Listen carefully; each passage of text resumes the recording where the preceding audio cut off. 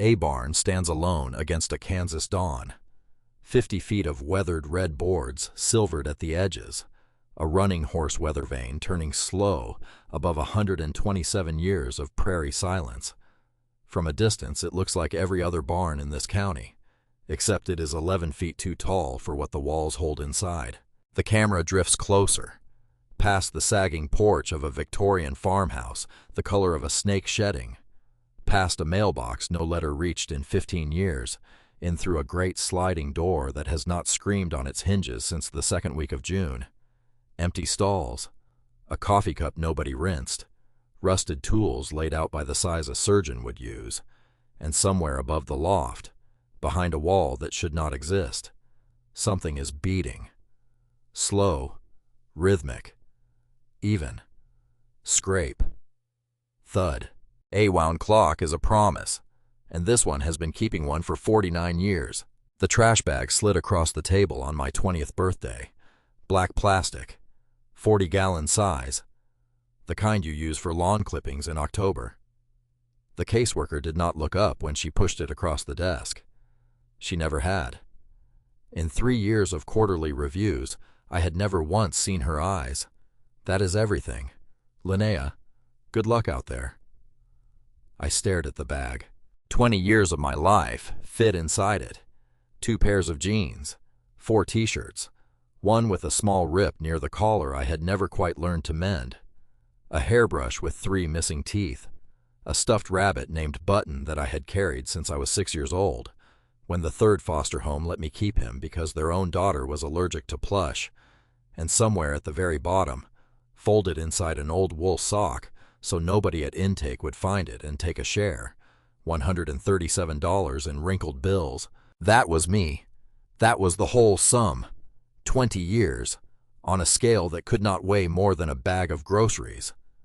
The clock on the wall behind her ticked past 9 in the morning.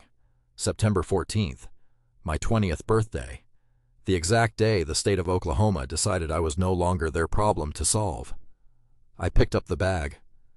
Do you have somebody I should call for you? Honey?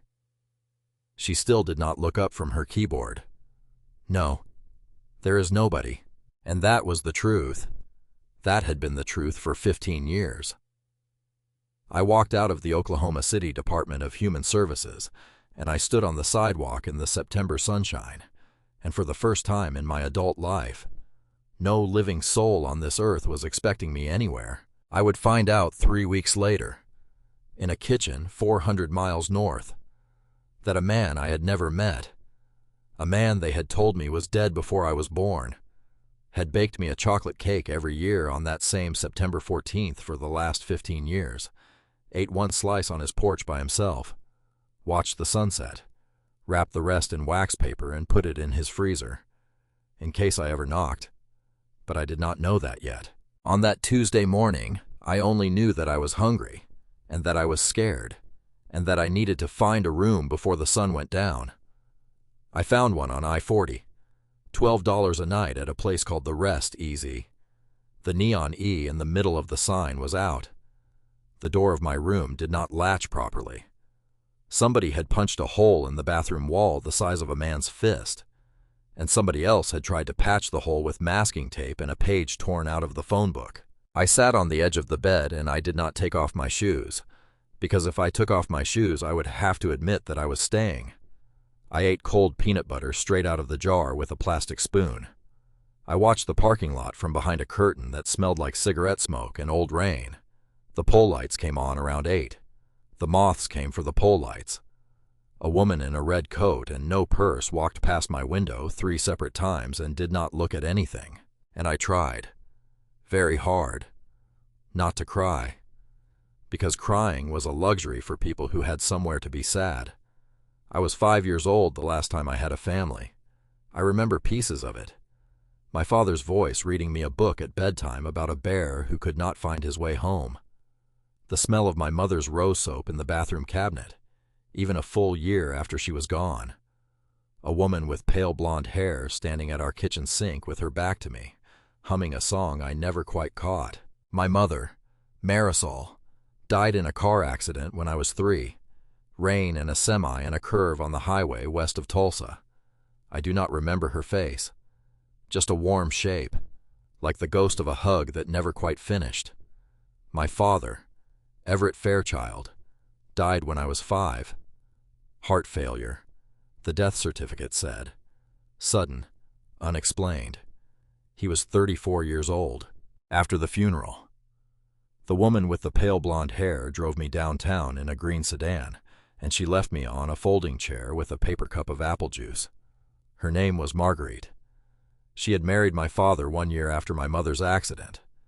She told the intake worker that she could not afford to raise a child that was not hers. She told them I had no other living relatives on either side. And then she walked out through the double glass doors, and I never saw her face again. For 15 years I lived inside that system. Group homes with fluorescent light and thin blankets. Placements that lasted 6 months if the family was patient. A couple in Springfield who returned me after 1 summer because I was not a good fit. A family in Norman who returned me right after Christmas because their real daughter did not like sharing her room. A house on the outskirts of Enid where a woman named Mrs. Prassett kept me for 8 months when I was 14, and where her husband, on slow Sundays, sat me at his repair workbench in the garage and let me take radios and wind-up clocks apart under his eye. He said one sentence every single time I picked up a screwdriver. "Look at what your hands remember, girl." Then he would drink his tea and read his paper and let me learn. Those 8 months were the closest thing to peace I had ever had. By the time I was 12, I had stopped unpacking my suitcase. By the time I was 16, I had stopped hoping. By 18, I had started saving every dollar I could scrape from the pizza place where I bussed tables on the weekends, one wrinkled bill at a time, into an old wool sock at the back of a shared closet drawer. And now I was 20, and I was free. And free felt exactly like being pushed into a lake with your wrists tied. The letter came on the 3rd day. I had walked to the downtown library that morning because that is what you do when you have no phone and no address and no plan. The library was one of the last places in the city where a person could sit for 6 hours and not be asked to purchase anything. The librarian was a woman named Mrs. Halcombe, gray hair in a low bun, reading glasses on a beaded chain, kind eyes behind them. She had let me sleep in the back reading room 1 whole night, 3 winters ago when a foster placement fell apart at 10 o'clock in the evening and I had nowhere to go. She had never once spoken about that night, and she had never once forgotten it either. She waved me over the second I came through the doors. "Linnea, honey, come here." She reached under this counter and pulled out a cream-colored envelope. "Somebody dropped this off for you yesterday afternoon. Said Human Services gave them the redirect card. I took it. Real paper. Thick. Heavy. The kind of paper that meant something a person had chosen carefully. My name written across the front in careful cursive I had never seen before in my life. Miss Linnea Marisol Fairchild. Marisol. My middle name. My mother's name. Nobody knew my middle name. Not the state. Not the schools. Not one of the 7 foster families whose paperwork I had signed at kitchen tables all over Oklahoma. Marguerite had scrubbed the middle name from my intake file the same afternoon she signed me over. I had seen it myself when I turned 18, and I was allowed my first look at my own file. First name, last name, date of birth, middle name, field blank. And here it was, written on this envelope, in a hand I did not know. I sat down in one of the wooden chairs by the window. I put the envelope on my lap, and for a full minute I did not open it, because whatever was inside was a thing that would divide my life into a before and an after, and I wanted 1 more minute of before. Then I opened it. "Dear Miss Fairchild, I have been attempting to locate you for the last 92 days on behalf of my late client, your grandfather, Mr. Ambrose Fairchild, who passed away on June the 18th of this year at his home in Cottonwood, Kansas. Mr. Fairchild's will names you as the sole beneficiary of his entire estate. Please contact my office at your earliest convenience. Sincerely, Ezra T. Whitcomb, Esquire." I read it 4 times. My grandfather, Marguerite had told me my grandfather died before I was born. She had told me every single time I asked, from ages 4 through 8. And then she had stopped bothering because I had stopped asking. She had told the state the same thing. It was written in my intake file in her own handwriting. No known living relatives. Paternal grandfather deceased 2004. But Ambrose Fairchild had passed away 3 months ago, which meant he had been alive. I had been alive every single day of my life. All 15 years I had spent in that system, wearing hand-me-down coats, eating cafeteria breakfast, lying awake in strange bedrooms, trying to make my breathing match the breathing of the girl in the other bed so she would not think I was crying. He had been alive the whole time, somewhere. I sat in that library chair, and I felt something I had not felt since I was 5 years old. I felt angry. Not the tired anger of a foster kid, not the flat, resigned anger of a young person who has already learned that life is unfair and pockets the lesson. A real hot, alive kind of anger, the kind that stands you up out of a wooden chair, because somebody had lied to me. Somebody had kept me from a family I did not know I had, and that somebody was about to answer a phone. That night from the motel payphone, I called Marguerite. I had not spoken to her in 15 years. I did not know why I still had her number memorized. I think a child keeps the phone number of the person who left her, the way a soldier keeps a bullet in his pocket. Proof that it was real. She answered on the 4th ring. Hello. Her voice was exactly the same as I had carried it inside my head for a decade and a half. Cold, polished, smooth as a stone worn down by expensive water. Marguerite, it is Linnea. There was a silence on the line. Not a normal silence. The silence of a woman who had just been shown a photograph of her own funeral. Linnea. Well, now this is a surprise. Darling. She used the word darling the way other women used pepper spray. You told me my grandfather was dead. He died 3 months ago. Marguerite, his attorney just wrote to me. Another silence, longer than the first. Her breathing came slow and controlled through the line, the way she used to breathe standing at the kitchen counter when I was little, deciding which of us to be cruel to first that afternoon. That old man was not right in the head. Sweetheart, whatever he left, you do not want it. Do not go up there. There is nothing for you in Kansas. Kansas. She had said the word before I did. The letter had mentioned only the town of Cottonwood. I had not spoken the letter out loud to anyone, and in the whole conversation up to that moment, I had not said the state once. How did you know he was in Kansas? Marguerite. The silence broke. Not by her, by a man's voice in the background, deeper than I remembered, but I knew it anyway. Mom, give me the phone. Preston, 2 years older than me, a boy I remembered only in flashes, a green sweater that had never fit him right, a boy who had never once said my name in the 4 months I had lived under the same roof with him. Sis, listen, sis. The word came out rehearsed, like a word he had said out loud to himself in a mirror to make sure it sounded right before he picked up the phone. Look, my mother and I have been dealing with your grandfather's estate for months. Okay. There is nothing there for you. The property is worthless. The barn is falling down. There is back taxes and a lien on the well. Do not waste a bus ticket on it. If you need some money to get on your feet, we can wire you a couple thousand. Just do not go up to Kansas. I did not answer him, because he had just made the same mistake his mother had made. I had not said Kansas either. Preston, how did you know it was Kansas? He laughed. It was the wrong laugh. It was the small, thin, breathless laugh of a man who had just heard a trap close behind him and was trying to pretend that he had not walked into it on purpose. Sis, come on. Where else would it be? I hung up the phone.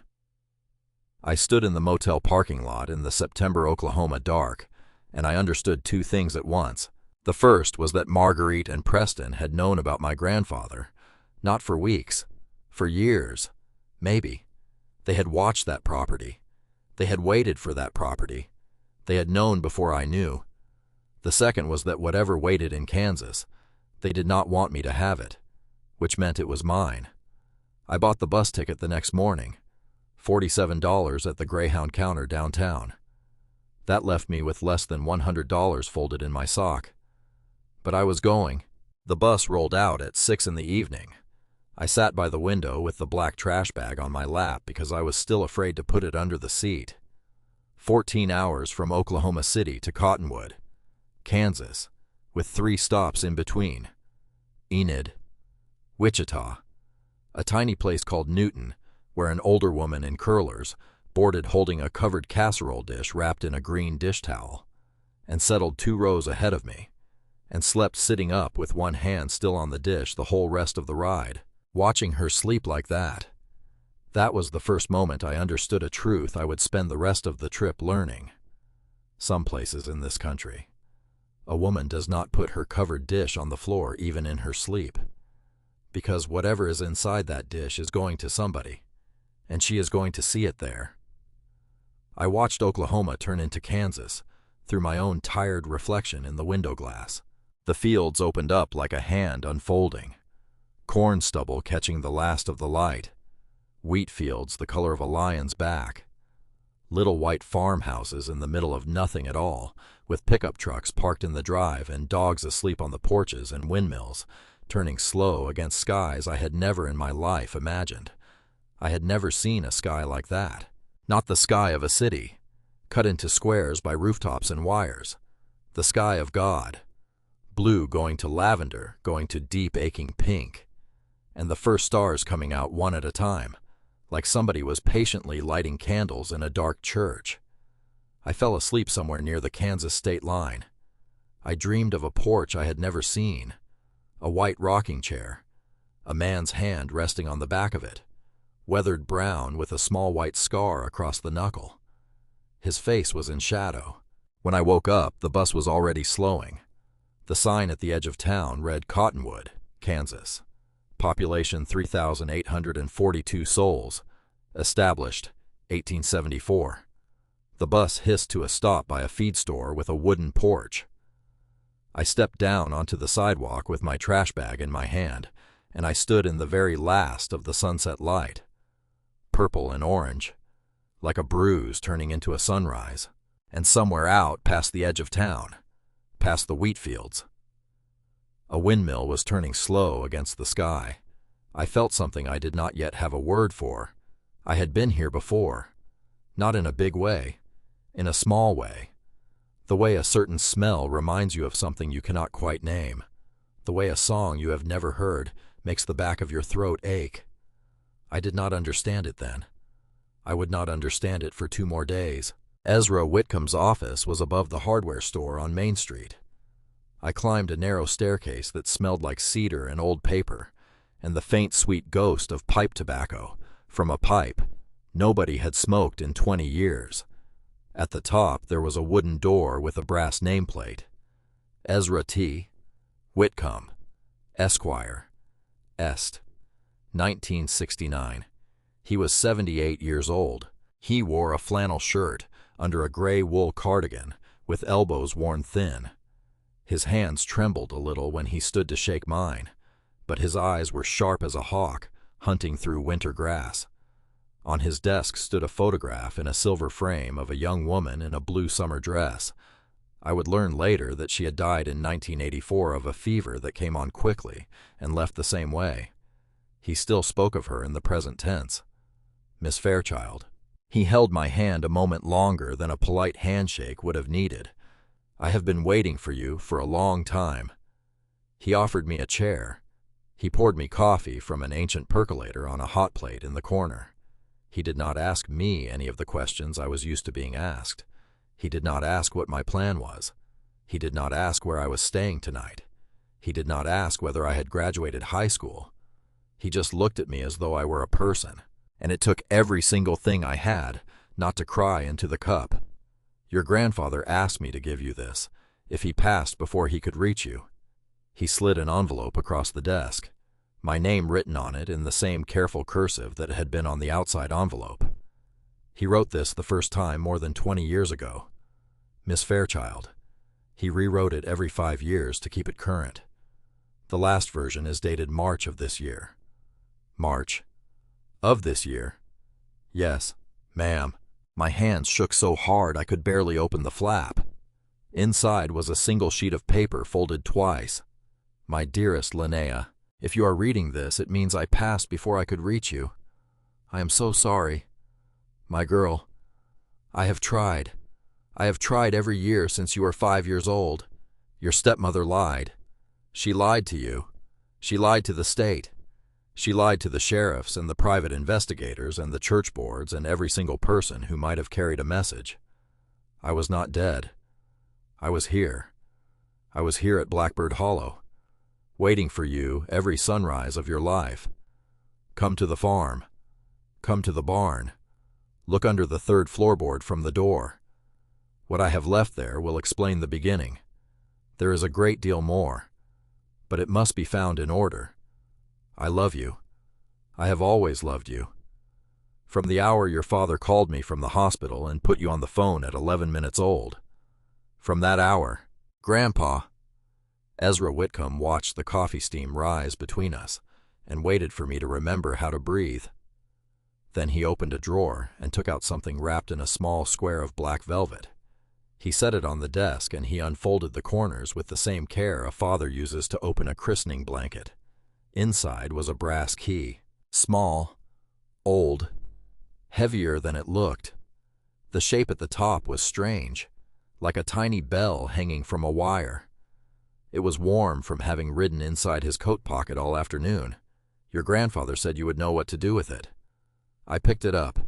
I did not know what to do with it. Not really. But something inside my hand recognized the weight of it, the way my mouth had recognized cold peanut butter as food last Tuesday. Something older than knowing. There is more, Ezra murmured, and it can wait until tomorrow if you would rather.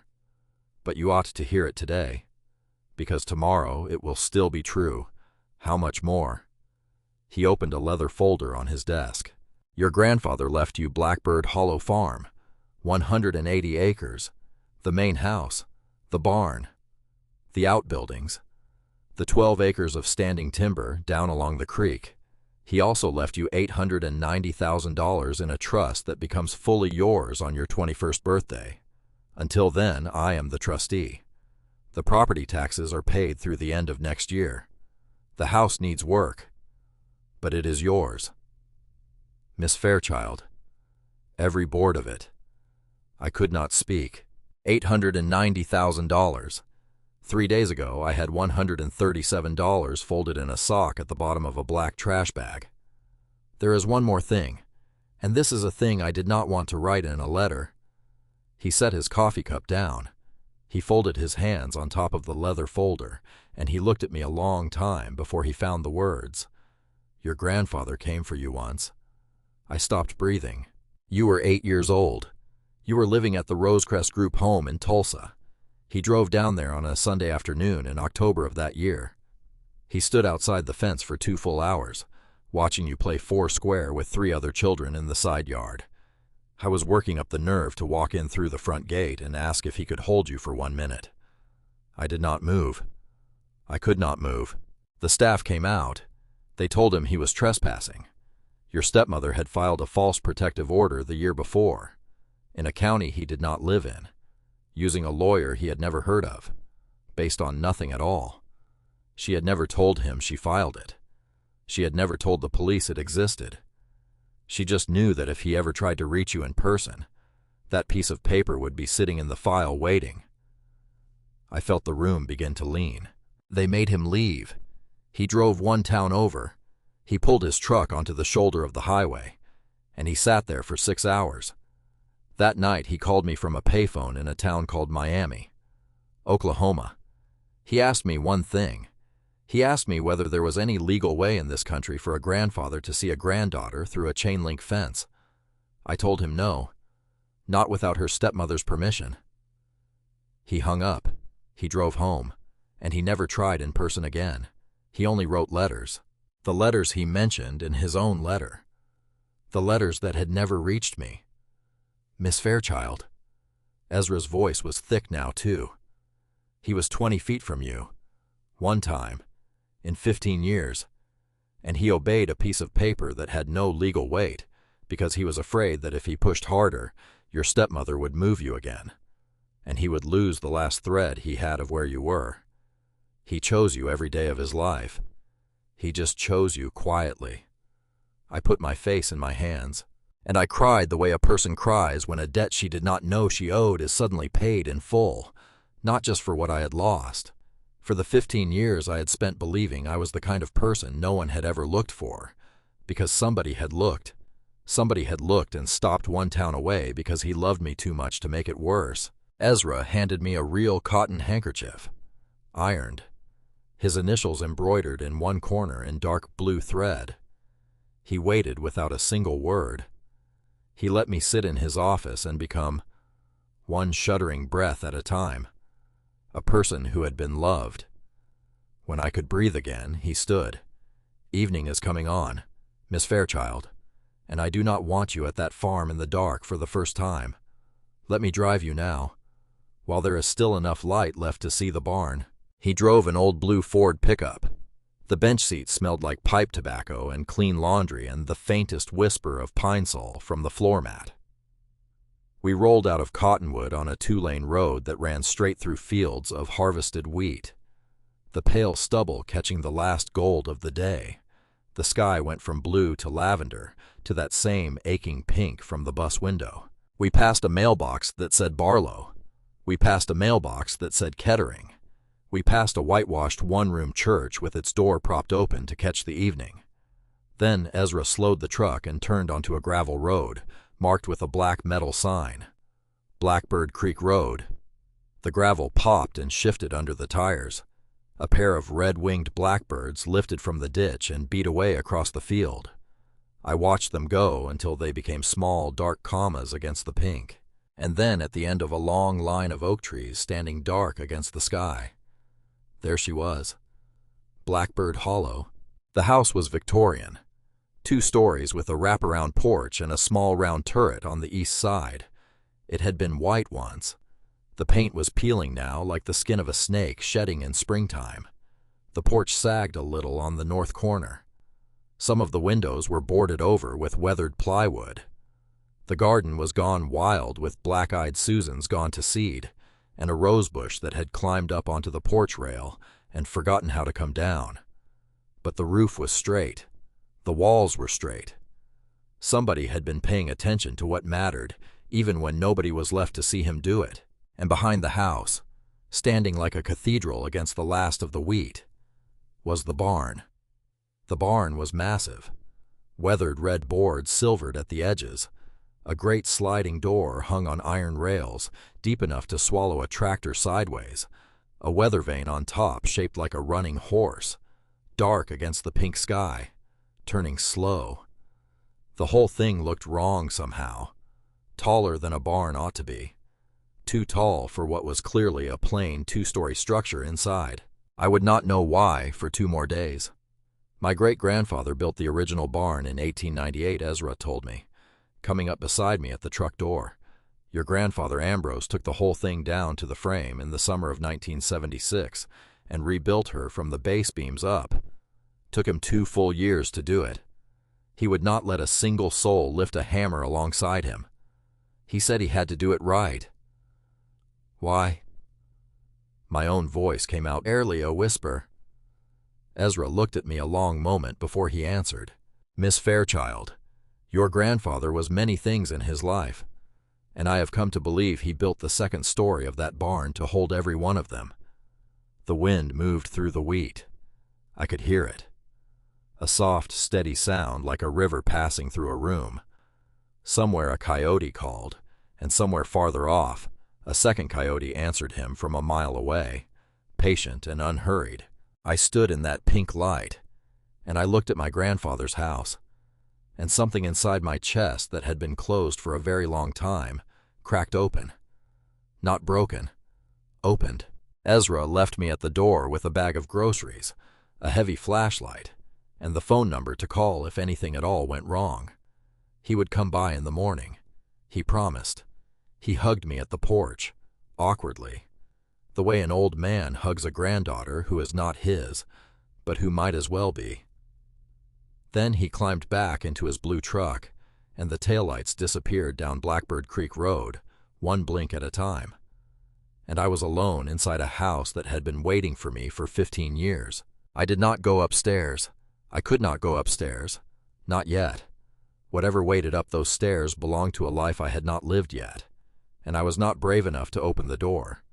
I made myself a sandwich in the kitchen with bread and cheese out of Ezra's grocery bag.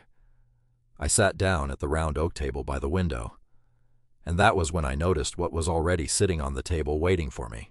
An old brass alarm clock, round like a small planet. Somebody had taken it apart very carefully and laid the pieces out on a clean blue dish towel, gears in a neat row from the largest to the smallest, a hairspring coiled beside them, 2 flat screws, the mainspring still wound tight in its little barrel, the pallet fork, the escape wheel, every piece in its exact order of disassembly. I know how I know this, because I had done this once before. When I was 14, a woman named Mrs. Barfa Prasad kept me for 8 months in that foster home outside Springfield. Her husband ran a small repair business out of the garage. He fixed everything for the neighborhood: radios, sewing machines, toaster ovens, wind-up alarm clocks that people had inherited from their grandmothers and could not bear to throw away. On slow Sundays, he would set me at the workbench with a screwdriver and a magnifying loupe, and he would let me take things apart under his eye. He said the same sentence every single time: "Look at what your hands remember, girl." Then he would drink his tea and read his paper and let me learn. I had taken apart an alarm clock exactly like this one in Mr. Prasad's garage. I had put it back together 3 times before I could do it without looking at the diagram. I stood in my grandfather's kitchen with a cheese sandwich in my hand, and I understood something the second I looked at those gears laid out on the blue towel. He had known. Some private investigator or some school counselor or some volunteer at some group home in some Sunday, in some year, had mentioned to him, once, in passing, that the Fairchild girl liked to sit at a workbench in a garage in Springfield and fix things, and he had held on to that. He had held on to that for 6 years, and when he had felt himself getting sick this past spring, he had come out to this kitchen table, and he had taken apart an alarm clock, and he had laid it out in perfect order. In case I came, in case whatever came home to Blackbird Hollow was still a girl who remembered how to use her hands, I sat down at the table. I put the sandwich aside. I set my grandfather's brass key next to the gears, and I got to work. 40 minutes. The last piece to seat was the hairspring, which is the piece that always breaks a beginner because you have to feed it in without touching the metal with the oil from your fingers. I used the corner of the blue dish towel. I fed it. I set the escape wheel. I lowered the pallet fork. I closed the case. I wound the crown. 3 full turns. The clock started ticking, small and steady and true in the huge dark kitchen. Tick, tick, tick. I set it on the window sill above the sink. I watched the second hand sweep once, twice, all the way around. Solid. Nothing missed. And I laughed. I did not mean to. It just came out of me. A short, surprised laugh, the kind that comes when a body remembers a thing the mind had put down years ago. One sentence came out of me to the empty room. I got it. Grandpa. The kitchen did not answer, but somewhere out beyond the porch, out past the wheat, out under the first stars that were coming on now above the barn, something began to make a sound. Scrape, thud, scrape, thud, slow, rhythmic, even, like a heart that had never once learned how to stop. I stood in the kitchen a long time listening, because the sound did not stop. It did not speed up. It did not change. It just kept going out there in the dark, the way it had always been going, and I had just now finally been quiet enough to hear it. I checked my grandfather's mantel clock in the parlor. 2:17 in the morning. I had been sitting at the kitchen table for 4 hours without knowing it. I picked up the flashlight Ezra had left me. I walked out onto the porch in my socks and my jeans. The night was full of stars in a way I had never seen in my life. The Milky Way stretched across the whole sky, like a road nobody had ever driven, and the wheat breathed silver in front of it, and somewhere a coyote sang one long note, and somewhere farther off another coyote answered him with two. I stopped for a full second just to look up, because I had lived 20 years in the light of parking lots. I had never in my life seen a sky. Then I heard it again. Scrape, thud, coming from the barn. I walked across the yard. The grass was wet with dew. My socks soaked through in 3 steps. The barn stood black against the stars, and the weather vane on top turned slow, one full circle, and then held still as though it were waiting for me too. The sliding door was closed. I pulled it. The hinges screamed the scream of iron that had not moved in a full season. The sound of the scrape and thud kept going, unbothered, from somewhere above me in the dark. Inside, the barn smelled like old hay and cold iron and something else, something faint, something clean, like brass polish and lavender water, like a workshop somebody had loved and kept swept even when nobody was left to see. My flashlight beam cut across empty horse stalls. Rusted tools hung in neat rows on the walls, ordered by size the way a surgeon lays out instruments before a procedure. A long workbench along the north wall was covered in a thin skin of dust, and a coffee cup sat on it that nobody had rinsed and put away. Nothing was moving. Nothing was in here, but the sound kept going. Above me, in the loft, scrape, thud. I remembered my grandfather's letter. Look under the 3rd floorboard from the door. I got down on my knees. The floorboards were wide old pine, dark honey where the varnish had held, and pale gray where the boots had worn it thin over 127 years. I counted with my hand. 1, 2, 3. The 3rd board. I ran my fingers along the edge. There, a small notch, cut with a chisel, just wide enough for a fingernail. I pulled.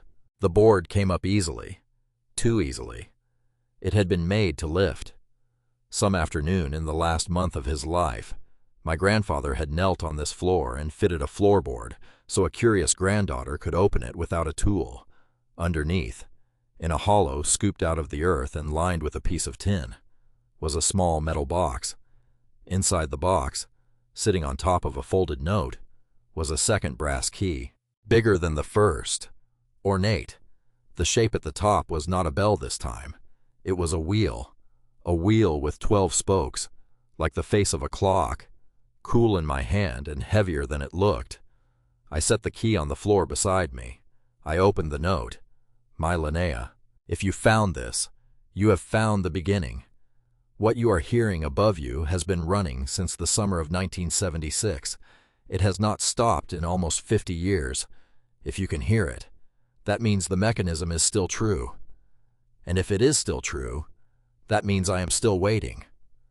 Find the door behind the east wall of the loft. It is not marked. It is hidden the way a good vault is always hidden.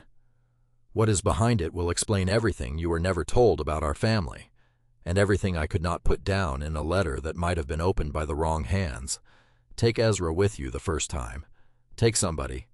Do not open the last door alone. Grandpa, I sat on the floor of the barn with the flashlight in my lap and I read the note twice.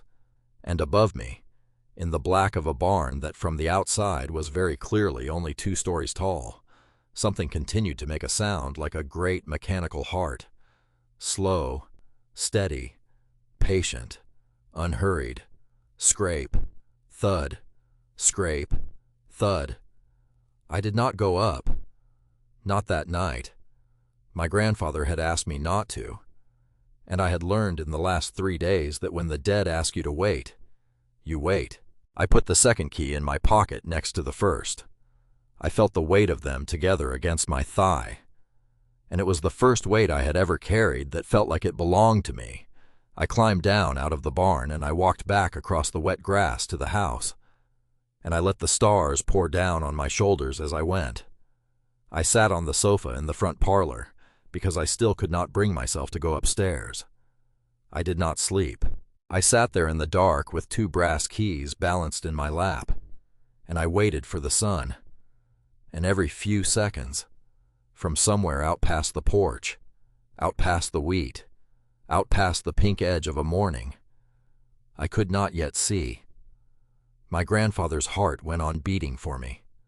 Scrape, thud, scrape, thud, because a man I had never met, a man they had told me was dead before I was born, had built something in a barn in Kansas that would still be running for me 49 years later, and I was going to find out what. The sun came up over Blackbird Hollow at 6:17 in the morning. I know that because I was still sitting on the parlor sofa, watching the mantel clock, when the first pale line of gold slid under the front door and crossed the floorboards to touch the toe of my sock. I had not slept. I had listened for 4 hours to the scrape and thud coming across the yard from the barn, and I had tried very hard not to think about the second door up in the loft, the door my grandfather had asked me not to open alone, because I wanted to open it, because every cell in my body wanted to walk out across that grass right now and put the second brass key into whatever it was made for, except he had asked, and whatever else Ambrose Fairchild had been. He had spent 15 years asking permission, standing outside a chain-link fence in Tulsa, writing letters that came back, winding a pocket watch every morning of the last decade and a half of his life. He had never once broken down a door to reach me, and I was not going to break down his. I would go into town first. I would find something to eat that was not cold peanut butter. I would find out who my grandfather had been to the people who had seen him every day for 50 years, and then I would come home and I would call Ezra like the note had said, and I would open the last door with a witness. Home. I said the word inside my own head, just the once, just to see what it did. My chest went tight in a way that had nothing to do with sadness. I put on my one clean shirt. I braided my hair back with fingers that shook a little from tiredness or from something else. I put both brass keys in the front pocket of my jeans, small one on the left, big one on the right. I pulled Ezra's blue Ford out of the drive at 7:15 in the morning, and I drove the 6 miles into Cottonwood, Kansas, on a road so straight and so empty that a rabbit crossed in front of me at half a mile out, and I saw him coming the whole way. Main Street was already awake. A man in a canvas coat was sweeping the porch of the feed store with slow, steady strokes. A woman in a red apron was writing the day's soup on a chalkboard easel out in front of a diner. 2 farmers stood by a pickup at the curb of the hardware store, drinking coffee out of tall paper cups and not talking. It was the not talking that told me they were friends. I did not go to the diner first. I went to the post office, because if my grandfather had written me 200 letters over 15 years, and every one of them had come back, somebody in this town had watched him bring them in one at a time and hand them across a counter and pay for the postage himself, and I wanted to see her face. The Cottonwood Post Office was a small square brick building on the corner of Main and 2nd Street. There was a hand-painted sign on the door that said, Mrs. Ida Prewitt, Postmaster, serving Cottonwood since 1994. There was a jar of butterscotch candy on the counter. There was a hand-knitted Afghan over the wooden chair behind the sorting window in a pattern of blue and cream. The woman standing behind the counter was in her early 60s, silver hair cut in a short curl, reading glasses on a beaded chain, a cardigan the color of dried lavender. She was stamping a stack of package labels with the calm rhythm of a person who had stamped labels every workday morning of her adult life. She looked up when the bell over the door jingled, and then she stopped stamping. She stood very still for a long moment. She set the stamp down on the ink pad. She took off her reading glasses and let them drop against her chest on the beaded chain. She walked around from behind the counter without a single word. She came right up to me and took my face in both her hands. Her hands smelled like paper and hand lotion and cold coffee. "Oh, honey." Her voice broke on the honey. "Oh, honey, you came. She did not know me. She had never in her life seen me, but she knew me. She held my face for a long moment, with her hands warm against my cheeks, and her eyes filled up with water, and she did not blink. She just looked at me until she was sure of the thing she was looking at. "Come with me." She locked the front door of the post office. She turned the paper sign in the window to closed. It was 7:42 in the morning on a Wednesday, and she closed a United States post office in the middle of her shift. And she walked me back through a doorway behind the counter into a small back room where the sorting bins were. And she put me down in an old wooden chair with a needlepoint cushion on the seat that said "Home" in curling green letters. She sat down across from me. She wiped her eyes on the corner of her cardigan. 217 letters. Honey. The words came out plain, the way another woman might say I have counted them because I could not bear not to. Some months just one, some months two. 1 month, one December when it was very cold. He brought 3. He would come in on Tuesday mornings before I opened. Because he did not like a fuss, he would slide them across the counter, and I would put the postage on them myself. And he would put a $5 bill in the tip jar and walk out without ever waiting for the change. She reached under the desk and pulled out a shoebox. The lid was tied on with a piece of red kitchen twine. She untied the twine slowly. Inside the shoebox were 17 envelopes, cream-colored, careful cursive, every single one addressed to Miss Linnea Marisol Fairchild. Every single one stamped in red ink. Return to sender. Address unknown. I brought his last 17 home with me, barely above a whisper, because the return address on them was his post office box here in Cottonwood, and I could not stand to walk them down the street and put them back through his door after he stopped coming in. Winifred has the rest of them, all 200 of them. Ambrose gave the whole box to Winifred 2 summers ago and asked her to hold them for you in case he passed before he could. But these last 17 came back after that. I did not have anywhere to put them, so I brought them home, and I have been carrying them in this shoebox for 11 weeks, honey, because I could not think of the right thing to do with them. I could not speak. I reached across the little table between us, and I put my hand on top of hers. She turned her hand up and she folded her fingers around mine like a woman closing a book she has been trying to finish for a long time. Winifred will take you the rest of the way today, sweetheart. She has been waiting for you at her kitchen window since the day Ezra told her you had been found. But I wanted my 17 in your hands first, because I stamped them, because I put them in the outgoing bin, because I watched them come back, because if a woman is going to do a job for 32 years, she is going to do the job all the way through. And this was the job. She did not cry when she said it.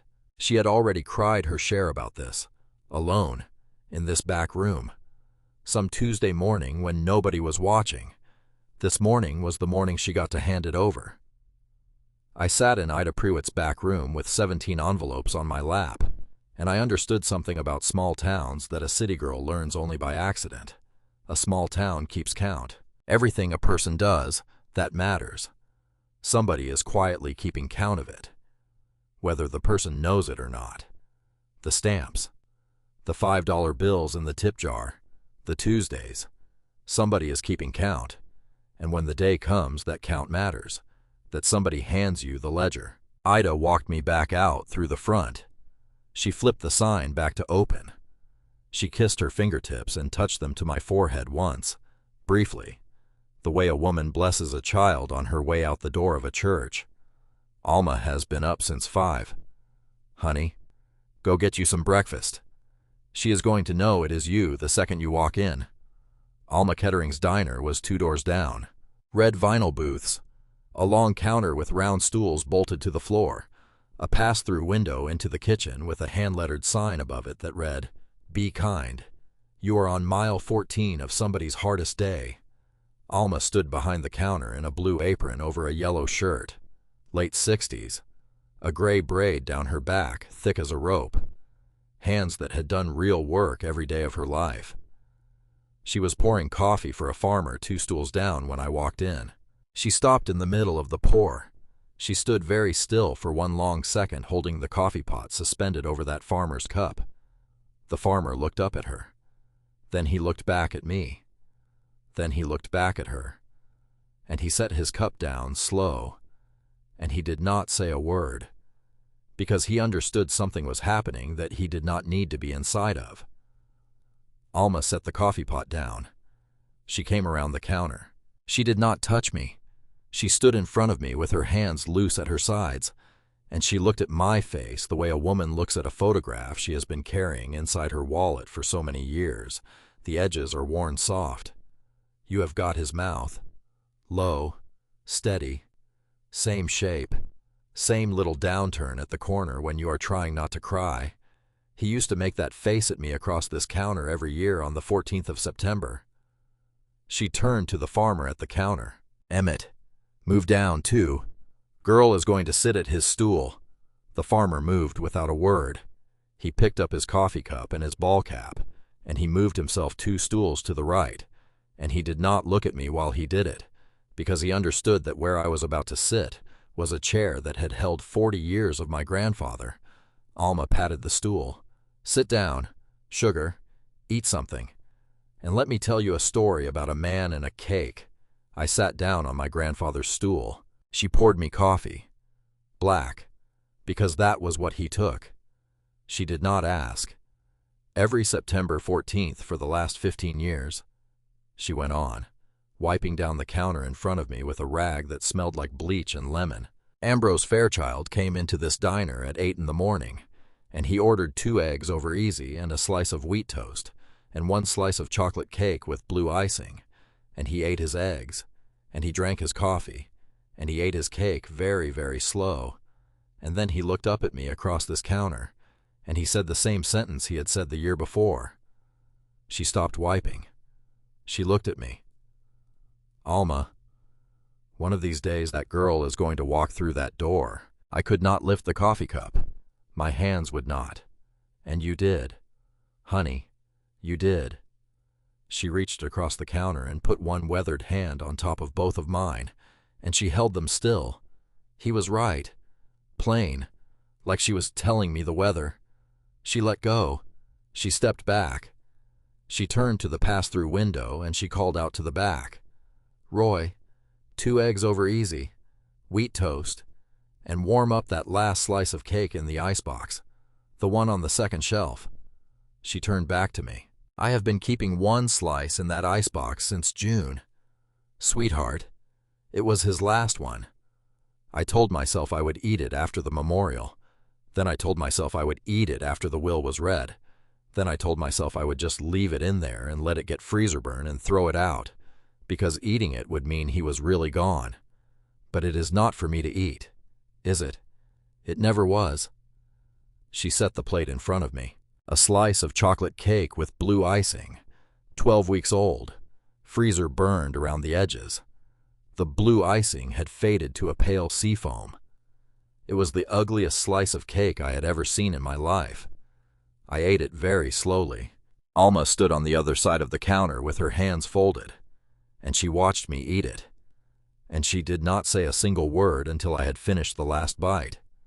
Then she reached over and she took the fork out of my hand, and she took the plate, and she carried it to the sink in the back, and she washed it herself. She came back with a fresh coffee. Winifred is on her way. Sugar. I called her when I saw you come across the street. The bell over the door jingled behind me. The woman who walked in was 74 years old, tall, thin, silver hair pinned up neat in a low twist. She was wearing a barn coat over a plum-colored sweater and a pair of Wranglers that had known real work. Her face had seen every weather Kansas could throw at a person, and her eyes were the pale, sharp blue of a winter sky over open ground. She stopped inside the door. She looked at me. She said one sentence, and she said it slow, and she used complete words the way a woman does who was raised to finish what she started. Sweet Lord in heaven, you look exactly like your grandmother. She crossed the diner and put her hand on my shoulder. Her hand was strong the way an old farm woman's hand is strong. from a lifetime of lifting things that were heavier than she was. Cassandra Fairchild, she went on quietly. Ambrose's wife. She passed 2 months before you were born. Honey, he named you together, before she went. She picked Linnea because she wanted a name that meant a small twin flower that comes up through the snow. She said any granddaughter of hers was going to be a flower that came up through winter. And I have not seen your face since you were 4 years old. Honey, laughing at your grandpa on his own porch step in the middle of the hottest August this county had in 20 years. I have carried the shape of that face inside my head for 15 years, and here it is now, sitting on a stool at Alma's counter drinking his coffee. I did not know that. Nobody had ever told me why my name was Linnea. Nobody had ever told me that a dying woman I had never met had picked it. Nobody had ever told me that I had been to a porch on a hot August afternoon at 4 years old. Winifred sat down on the stool beside me. She did not order coffee. Alma poured her coffee anyway. Winifred stirred it once and set the spoon down and did not drink it. She was looking at my face. My name is Winifred Doss. Honey, my husband Robert and your grandfather Ambrose were in the same 10th grade Latin class at Cottonwood High School in 1963. They graduated in the same class in 1965. They played on the same basketball team, which was very bad, and they were both proud of that. Robert married me in the summer of 1971. We built our farm on the 200 acres right next to Blackbird Hollow. Robert passed in the spring of 2001 from a stroke that took him in his sleep at 54 years old. She paused. She was not looking for pity. She was looking to lay out the record. After Robert passed, I did not know how to keep going. I did not know how to eat breakfast alone. Your grandfather came across the road on the Wednesday morning after the funeral, and he sat down at my kitchen table with a thermos of coffee and a fresh loaf of banana bread his wife had taught him to bake before she died. And he did not say more than 4 sentences that whole morning. He just sat with me. And the next Wednesday morning he came back, and the Wednesday after that. And he did that every single Wednesday morning for 24 years. 2,000 mornings of coffee, honey, at the same kitchen table, with a man who understood that the way you help a widow is you sit down and you do not fill the room. She stopped. She looked at Alma, who was pretending to wipe the counter and was not wiping anything. We were not sweethearts. Not once. Never a moment of it. Your grandfather loved your grandmother the way a well loves rain. There was no room in him for a second one. And I loved my Robert the same way. But grief is a country, honey. And Ambrose and I lived on the same border of it for 24 years. And when a person shows up at your kitchen table 2,000 Wednesdays in a row, that person becomes something that is not romance and is not friendship. That person becomes family that you got to choose. She reached into the deep pocket of the barn coat and pulled out a set of keys on a leather fob shaped like a horseshoe. I have something at my house you need to see. Linnea, Ida gave you 17 letters this morning. I have got the other 200 waiting in a cedar chest at the foot of my bed. And I have something else too, that Ambrose asked me to tell you about, only after you had eaten, because he said a person cannot hear the truth on an empty stomach. She stood up. She looked at Alma. Alma nodded once. Emmett Barlow, 2 stools down, tipped his ball cap at me for the first time and finally spoke. Welcome home, Miss Fairchild. The whole diner heard him say it. Nobody made a big deal of it. It was just spoken, the way a benediction is spoken at the end of a service, plain and steady, so that the walls of the room would know it too. Winifred Doss's farmhouse was the color of butter with a green front door and a white porch with a swing. Chickens moved across the side yard. A yellow dog with a gray muzzle lifted his head from a patch of sun on the porch when we came up the steps, and he thumped his tail twice, and he put his head back down. Her kitchen smelled like cinnamon and coffee and clean linen. She sat me down at a round oak table with a blue and white checked cloth.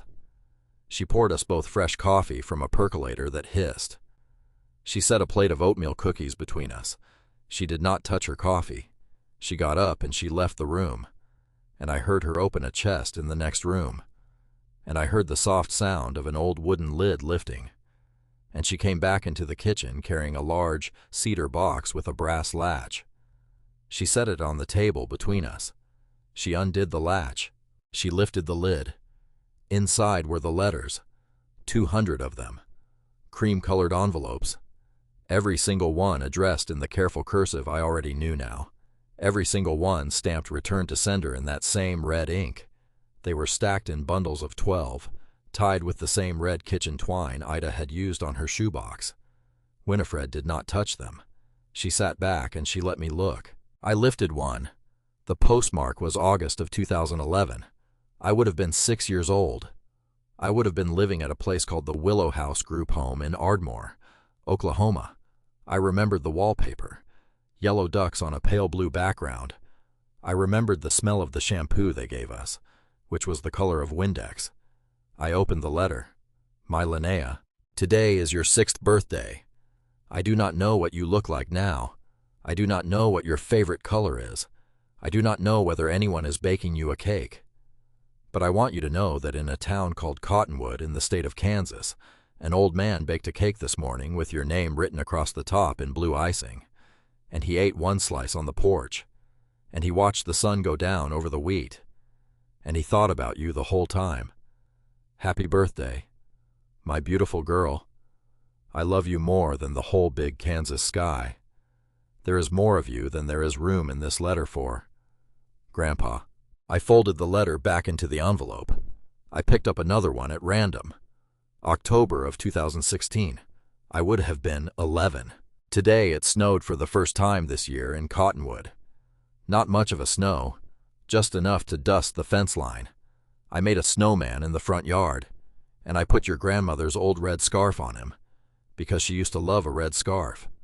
I hope wherever you are today you have a warm coat. I hope somebody is being kind to you. I finished a small pocket watch for you this week. Brass, your name on the back. I keep winding it. I will keep winding it every single day until I can put it in your hand. Grandpa, I put that letter down too. I did not open a third one. I could not have. The room was full of letters and full of a woman I could not stop hearing breathe across the table from me. And I put my forehead down on my folded arms on the checked tablecloth.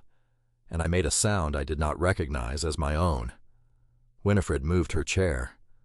Without a word, she just moved her chair around the table until she was sitting next to me, and she put her arm across my shoulders, and she held me while I cried into the cuff of her plum-colored sweater like a child of 5 years old again. She let me cry until I was empty. When I finally sat up, she stood and she poured me a glass of water from a pitcher on the counter.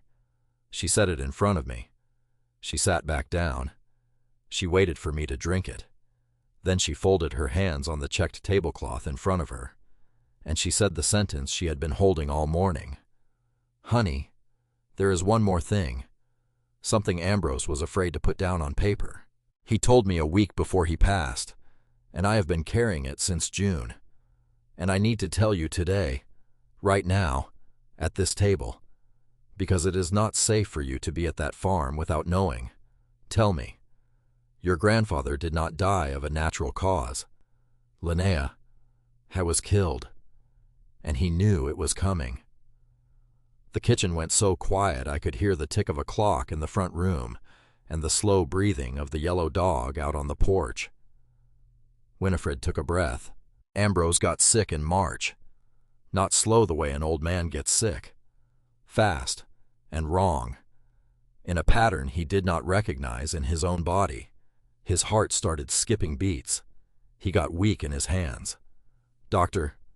Kessler over in town told him he was 78, and he needed to accept that his body was closing up shop. Ambrose did not believe him. Ambrose had been strong as a plow horse the day before, and he knew the difference between age and something else. She took a sip of her cold coffee. He drove himself up to Wichita on a Tuesday morning in April. He did not tell me he was going. He paid cash at a private laboratory, and he had a full blood panel run, and he told them to send the results only to a post office box he had opened under a different name. 2 weeks later, the results came back. There was a substance in his blood. Honey, a medication, in the wrong dose for a man his size, and for a condition he did not have. He had not been prescribed it. He had never in his life filled a bottle of it, and it was in his system in a quantity that told him somebody had been giving it to him steady for weeks. Somebody had been putting it in his tea. Somebody who came to visit. I could not move. He came to my kitchen the night he got those results, and he sat down at this exact table where you are sitting now, and he told me. And then he told me the second thing. The thing I did not want to hear. She looked at me very steady across the checked cloth. Your father, Everett, died 15 years ago of the same symptoms. Honey, his heart went wrong the same way, fast and unexplained. He was 34 years old, and he had the heart of a farmer, and 1 year into his marriage to Marguerite, he started to fade, the same way your grandfather has just now faded. Ambrose has believed for 15 years that your father was killed by the same hand. He could never prove it. The coroner in Oklahoma lost the tissue samples. The doctor said he was just grieving out loud. He hired investigator after investigator, and every single time he got close to a piece of evidence, Marguerite moved you again, and he had to choose between chasing the evidence and losing you forever. She reached across and she took my hand. He chose you every single time. Honey. He put down the evidence, and he kept the address book, because he was afraid that if he pressed too hard, she would move you into a placement he could not find, and he would lose the last thread he had to you. Until this spring, when he realized she had found him, and that she was doing it to him now. I could not breathe. I sat at Winifred Doss's kitchen table with a cup of cooling coffee in front of me and 200 letters in a cedar box between us, and I understood for the first time in my life why my father had died. He had died because he was going to leave her. He had died because he was going to give me back my life. And my grandfather had died 15 years later because he was finally close to proving it. Winifred watched me sit with it. She let me sit with it as long as I needed to. Then she stood up, and she crossed the kitchen, and she picked up the yellow wall telephone from its cradle by the refrigerator. She dialed a number without looking at it. Elias. Honey, it is Winifred. She is here. Come on over when you can. She hung up. She sat back down across from me. You cannot open the last door at that barn alone. Linnea. Ambrose said so in his note, and he was right. What he built up there needs a second set of hands, and it needs a set of hands that knows old wood and old iron. There is one man in this county I would trust to walk in there with you. He owes your grandfather more than he can ever repay. He will be here inside of 20 minutes. 20 minutes. I sat at that table with my hand around a cold coffee cup, and I watched the second hand of the clock on Winifred Doss's kitchen wall sweep slow around the face, and I waited for the man who would help me open my grandfather's last door. Elias Marek pulled into Winifred's drive at 10 minutes to 11 in a battered gray Chevy pickup with a toolbox in the bed and a black mutt asleep in the passenger seat. He was 33 years old, 6'2", broad through the shoulders in a plain flannel shirt and canvas work pants, brown hair cut short, beard trimmed close, a quiet face with dark eyes that took a room in one slow sweep and gave nothing back. He walked with the deliberate weight of a man who had learned, at some point that Winifred did not name, to know exactly where every one of his feet was going to land before he set it down. He came up the porch steps. Winifred opened the door before he could knock. Elias, this is Linnea. He looked at me. He held out his hand. Ma'am. His hand was warm and heavy and worn rough across the palm from real work. He held mine once, briefly, and let go. I was very sorry to hear about your grandfather, Miss Fairchild. He was a good man. His voice was low, even, fewer words than the sentence needed. That was all he said in Winifred's kitchen. He did not sit down. He did not take the coffee she offered. He looked at Winifred once, and she nodded once, and he looked back at me. Show me the barn. We drove back to Blackbird Hollow in his gray truck. The black mutt slept between us on the bench seat with his chin on my thigh, and I put my hand on his warm back, and the warmth of him steadied something in me I had not known needed steadying.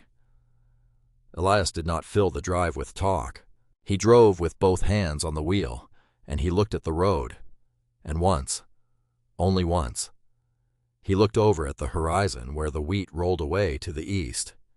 Your grandfather sat down next to me at Alma's counter the second Tuesday after I got out. He did not explain what he had gotten out of. He did not name a place. He did not name a war or a rank or a year. "Sit down, son."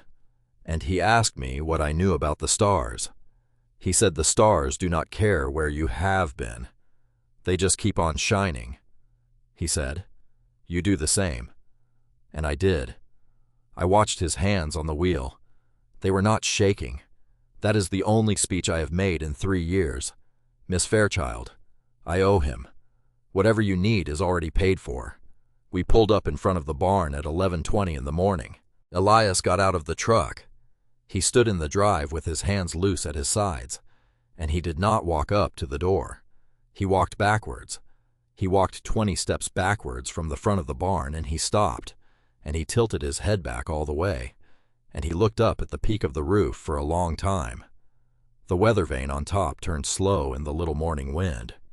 The black mutt jumped down from the truck and sat at his heel and looked up at the roof too, because he was a dog who took his cues from a man who knew what he was looking at. Elias walked forward again. He opened the door of the barn. He stepped inside. He looked up at the underside of the loft, and he tilted his head, and he was silent for a full 10 seconds. Then he came back out of the barn. He went to the toolbox in the bed of his truck. He came back carrying a small yellow instrument I had never seen before. Laser measure. He walked to the back wall of the barn where the roof met the ground. He pointed the little yellow device up at the peak. It made a soft chirp. He read the number off the display. 31 feet 3 inches. He walked back inside the barn. He stood underneath the loft. He pointed the little yellow device straight up at the ceiling above him. Another chirp, 20 feet 1 inch. He set the laser measure down on the workbench. He turned to me. "There is 11 feet 2 inches of space inside this barn that is not accounted for. Miss Fairchild. 11 feet. Running the full length of a 50-foot barn. That is a room. A big one. And whoever hid it did not want it found." I felt the second brass key in my pocket press against my thigh. I remembered the note. "Find the door behind the east wall of the loft. It is not marked. It is hidden the way a good vault is always hidden. Show me the loft." Elias did not answer. He walked to the ladder that ran up the north wall of the barn, and he climbed. I climbed up after him. The loft was long and narrow and full of pale gold hay that had been baled and stacked 40 years ago and never used. Dust drifted in the air where the morning light came down through the cracks in the roof boards. The scrape and thud sound was very loud up here, very close, somewhere behind the east wall. That mechanical heart went on beating out its patient rhythm. Scrape. Thud. Elias walked the length of the loft slowly. He stopped at the east wall. He put his hand flat against the boards. He knocked once. Then he moved 4 feet to the right, and he knocked again. Then 4 feet further. 3 knocks along that wall. And after the third one, he stood still, and he tilted his head like the dog does when he hears something the humans have not caught yet. This whole wall is hollow behind it. He looked around the loft. In the corner of the east wall, bolted flat to the floor, stood a heavy oak saddle rack. 4 wooden posts holding a single crossbeam. 2 old cracked leather saddles slung over it, gray with dust. It looked like it had been standing in that same corner since the day the barn was built. Elias walked over to it. He put his hand on the base. He pushed. The rack did not move. He knelt down and he ran his fingers along the base. He looked back at me. "This is bolted through the floor. 6 bolts. Countersunk. Which is not how a person mounts a saddle rack. A saddle rack you nail. Somebody did not want this rack to slide." He went back down the ladder to his truck. He came back up with a wrench and a pair of thick canvas gloves. He handed me the gloves. "Grab the far post. Miss Fairchild, when I get the bolts loose, I need you to walk your end north. Slow. Do not lift. Just walk it." I put on the gloves. I gripped the far post of the saddle rack. Elias fitted the wrench to the first bolt. He turned. The bolt screamed the small metal scream of a fastener that had not moved in 50 years, and then it broke free, and he worked it out slow. 6 bolts.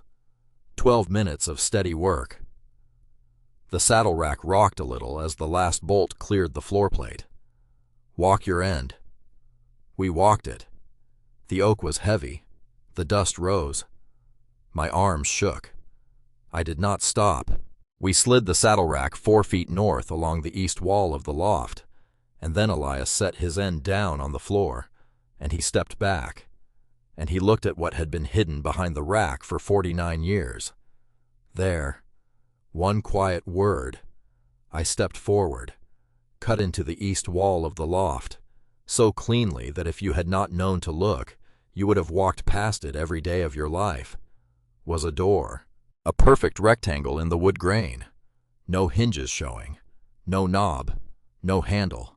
Just a single small brass keyhole, cut into the wood at waist height, shaped like a 12-spoked wheel, the same shape as the head of the second brass key in my pocket. I pulled the key out. My hand shook. Elias did not reach for it.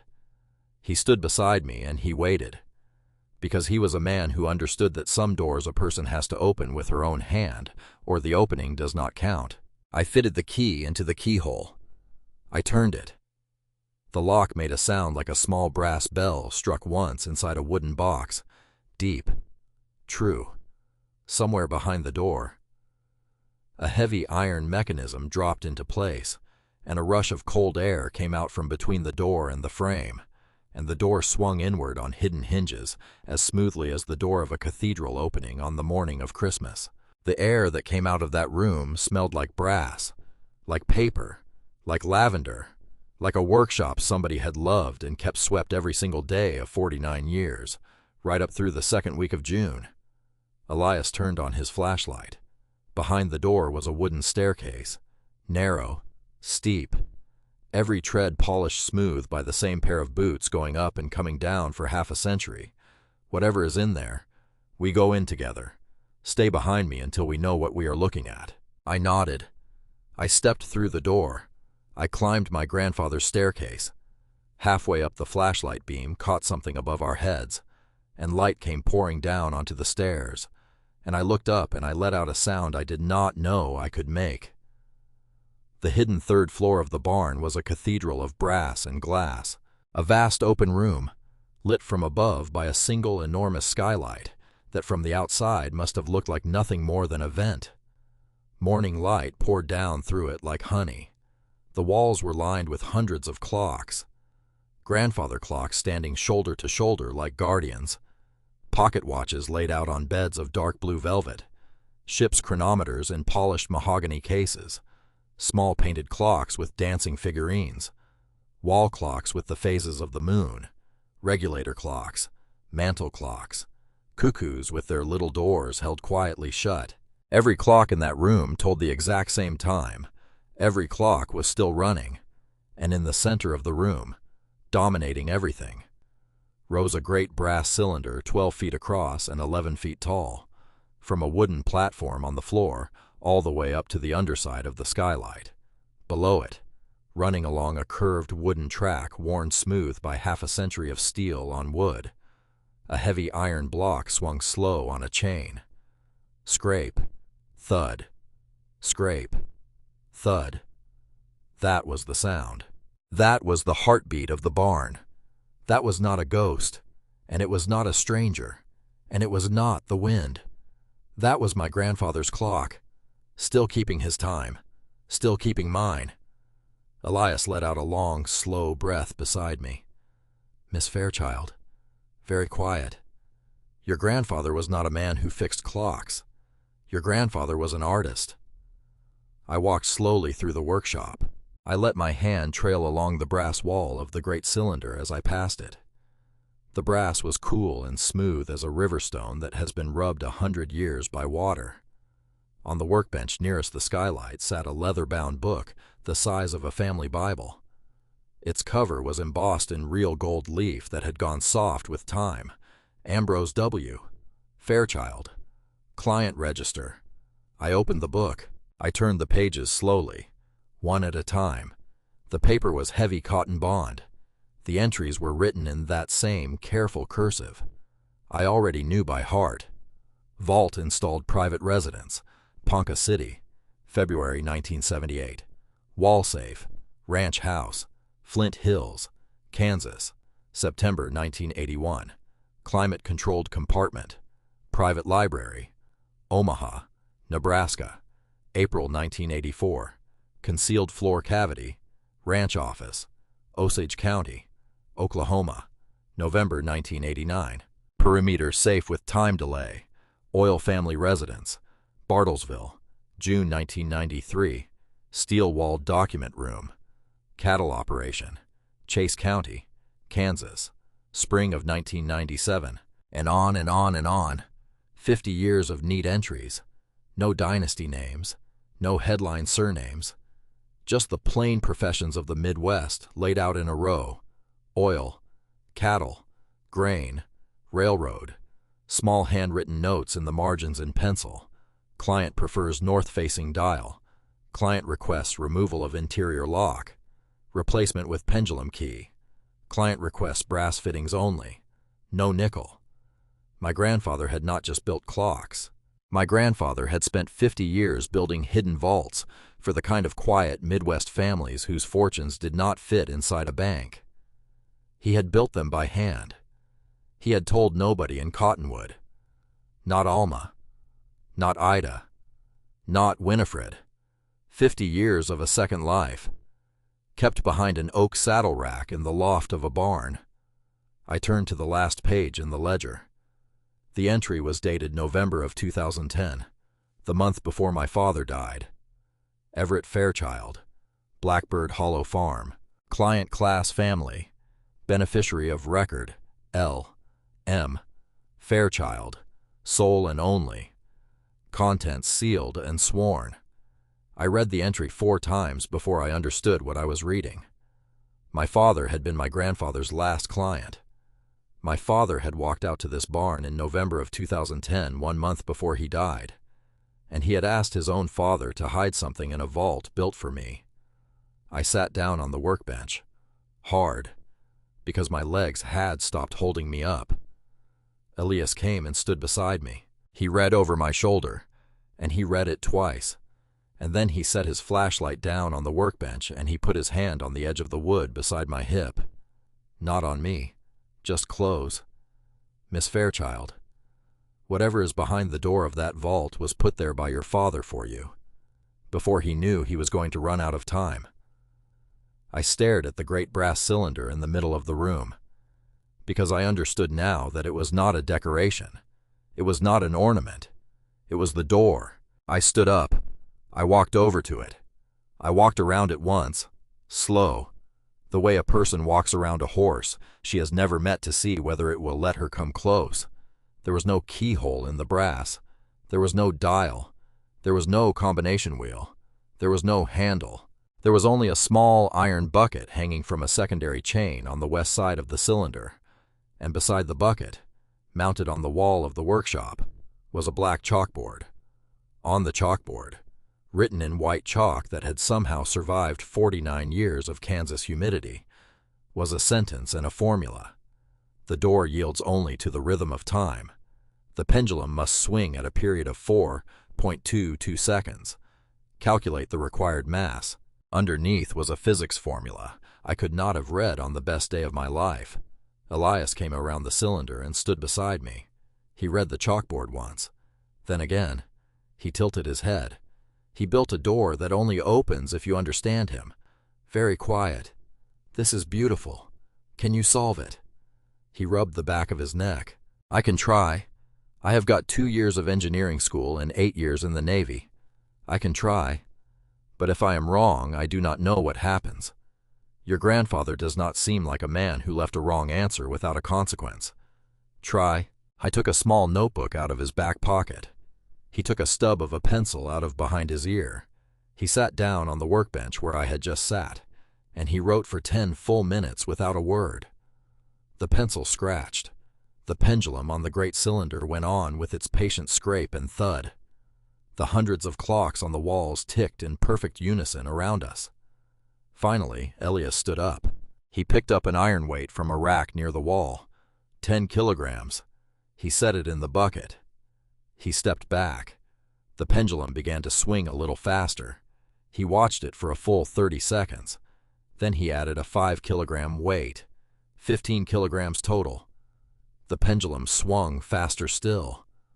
He watched. Somewhere deep inside the great brass cylinder, a mechanism clicked once, in warning, like the safety on a rifle sliding off.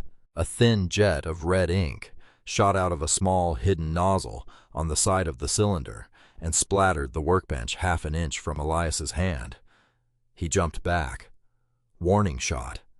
Flat. But his voice was tight. He is telling us we are wrong. And I would put money that if we get it wrong twice, he seals it forever. I stared at the small starburst of red ink on the workbench. My grandfather, even dead, even now, even from wherever he was, still standing between me and getting it wrong. Behind us on the stairs, somebody was climbing up, out of breath. Winifred appeared in the doorway. She had one hand on the frame to steady herself. In the other hand, she held a small, brown leather notebook, the size of a wallet. Linnea, honey, I forgot. Ambrose gave me this the same day he gave me the letterbox. He said, Winifred, if she gets to the last door and she cannot open it, this will tell her the answer. He made me promise on Robert's memory that I would only give it to her if I saw her stand in front of that door with my own eyes. I could not remember it upstairs in the kitchen. I could not remember it in the truck. And then I stepped out on my porch, and I saw the barn door open, and I knew. She held the notebook out to me. I opened it. The pages were mostly blank. Careful diagrams here and there. A few pages of pencil notes about wood grain and iron tolerances. And on the very last page, in my grandfather's hand, one single line of writing. 14.6 kilograms. 32 pounds, 3 ounces. Trust your grandfather. Elias looked at me. I looked at the great brass cylinder. Do it tomorrow morning. The words came out before I understood I was saying them. We know the answer now. Whatever is behind that door has been waiting 15 years. It can wait one more night, because the note said take somebody. And if we open it now, we open it too hungry. And I do not want to meet my father hungry. Elias looked at me a long moment. Then he nodded once. Yes, ma'am. I closed the leather notebook. I put it into the front pocket of my jeans next to the second brass key. I looked at Winifred standing in the doorway with one hand still on the frame. I walked over to her, and I put my arm around her shoulders, and she leaned against me the way one tired woman leans on another. And we stood there in the top of my grandfather's cathedral of brass and glass, and we watched the pendulum swing. Scrape, thud, scrape, thud. Behind us the sun climbed a little higher, and the light through the skylight shifted along the wall of clocks, and every single one of them kept perfect time, together, because that was the last order my grandfather had left the world. We climbed back down the staircase. We slid the oak saddle rack back into place across the door, and Elias set 2 of the bolts loose in their holes, so the rack looked mounted without actually being fastened. We do not want anyone else who comes in this barn between now and morning to see what we have found, he murmured. I did not think much of that sentence at the time. I would think of it 4 hours later, because Winifred stayed for supper. She scrambled us eggs at the stove of my grandfather's kitchen, and she fried 3 thick slices of ham in his cast-iron skillet. And Elias sat at the round oak table and did not fill the room. And I set the alarm clock I had rebuilt the night before in the middle of the table where he could see it running. And Elias looked at it once, and looked at me, and one corner of his mouth moved a quarter of an inch, and he went back to his ham. I felt it move too, something inside my chest that had been closed for 20 years, not broken, opened. Elias went home to feed his mutt and his chickens at 7:30. Winifred announced that she would sleep in my grandfather's spare bedroom that night because she was not letting me be alone in this house one more evening, and I did not argue with her, because I did not want to be alone either. She went upstairs to run herself a bath. I stood at the kitchen window with the last of a cup of coffee gone cold in my hand, and I watched the light bleed out of the sky over the wheat. The phone rang, the rotary phone on the wall by the refrigerator. I had not even realized it was connected. I picked it up. "Sis, Preston." His voice was different this time.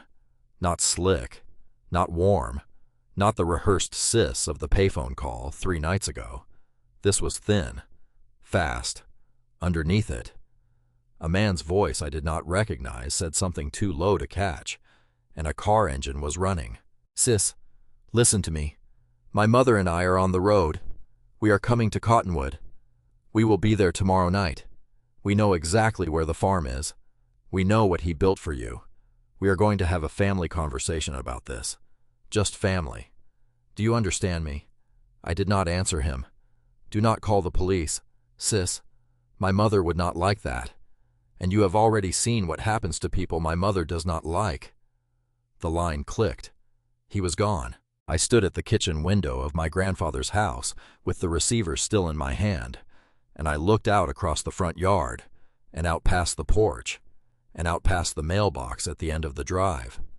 Down at the far end of Blackbird Creek Road, in the last purple of the dying light, a pair of headlights was moving slow, a dark truck, not hurrying, just rolling past the driveway of Blackbird Hollow, the way a wolf walks the edge of a pasture at dusk, not to attack, but to be seen, to let the sheep know he is here, to let the sheep understand that the night has just begun.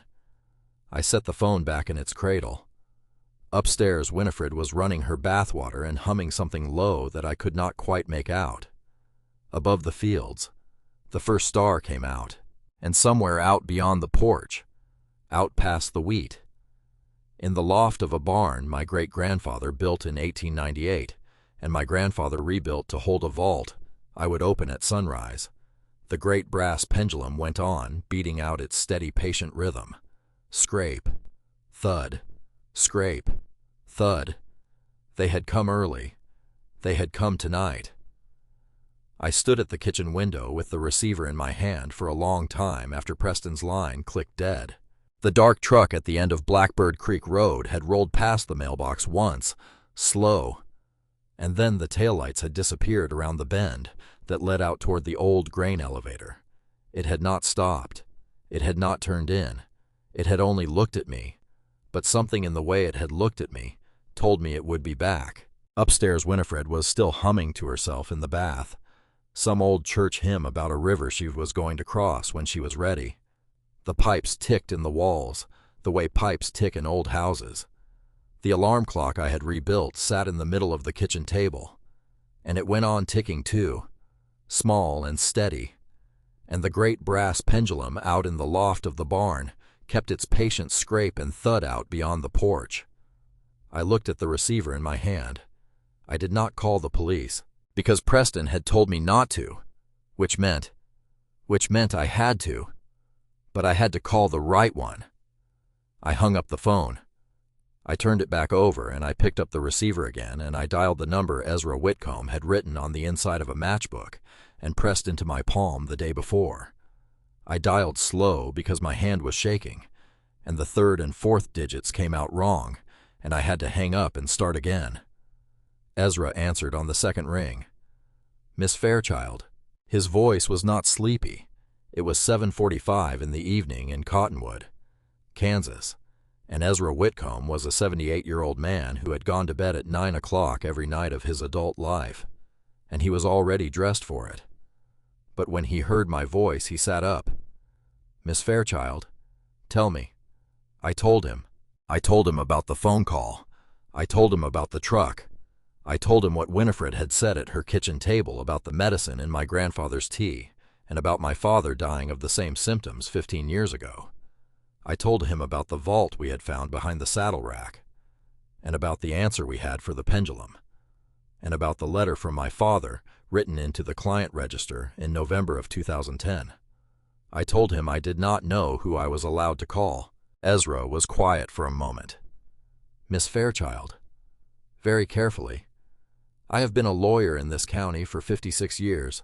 I know every sheriff, every deputy, every county judge, every district attorney inside 150 miles of where you are standing. And I have to tell you a hard thing about our sheriff's office." He paused. "Margaret Vane is a woman who has spent 15 years buying whatever she needed to bury your file inside a foster system in another state. A woman who can do that has already made friends in a small town where her mother-in-law's estate is sitting waiting. Do not call our sheriff. Do not call our deputies. Do not call our county line. I need you to call Reverend Halstead at the Methodist Church. Tonight. Right now. Ask him to come to the farm. His younger brother is not in this county. His younger brother is in Kansas City. And his younger brother has been waiting his whole career for a phone call, like the one you are going to help him make." I wrote the pastor's number down on the back of an envelope with a pencil that was almost dead. I called it. Reverend Halstead answered on the 5th ring, and he sounded like a man who had just put down a paperback novel. His voice was low and pastoral, and a little bit tired around the edges. He listened to me for 4 minutes without interrupting me once. He asked me 2 questions. Who else was in the house with me? Whether Winifred Doss knew. When I said yes to both, he only said one thing. "I'm coming out to you right now, Miss Fairchild. Do not open the front door for anyone who is not me until I get there." The line went dead. I stood in my grandfather's kitchen, and I put the receiver back in the cradle, and I looked at my own reflection in the dark glass of the window over the sink. I did not recognize myself. 20 years old, 3 days off a Greyhound bus, standing in a farmhouse kitchen in Kansas, making phone calls to men my grandfather had trusted enough to write down inside a matchbook. Because a woman I had once called Mommy was driving a rented sedan north through the September night with a plan to make me disappear. I picked up the alarm clock off the table. I wound the crown 3 full turns. Because a wound clock is a promise. Because a wound clock says I am here at this hour, and I mean to be here at the next one. I set it back down. I went upstairs to tell Winifred. Reverend Halstead pulled up to the farmhouse at 9:17 in the evening in a maroon Buick sedan that had known 30 years of Kansas winters. He was 62 years old, thick gray hair, eyes the color of wet slate under heavy silver eyebrows. He was carrying a black leather Bible under one arm, the way another man might carry a rolled-up newspaper, out of pure habit, not out of any intent to use it. He came up the porch steps in a wool coat that smelled like cedar closet and pipe smoke.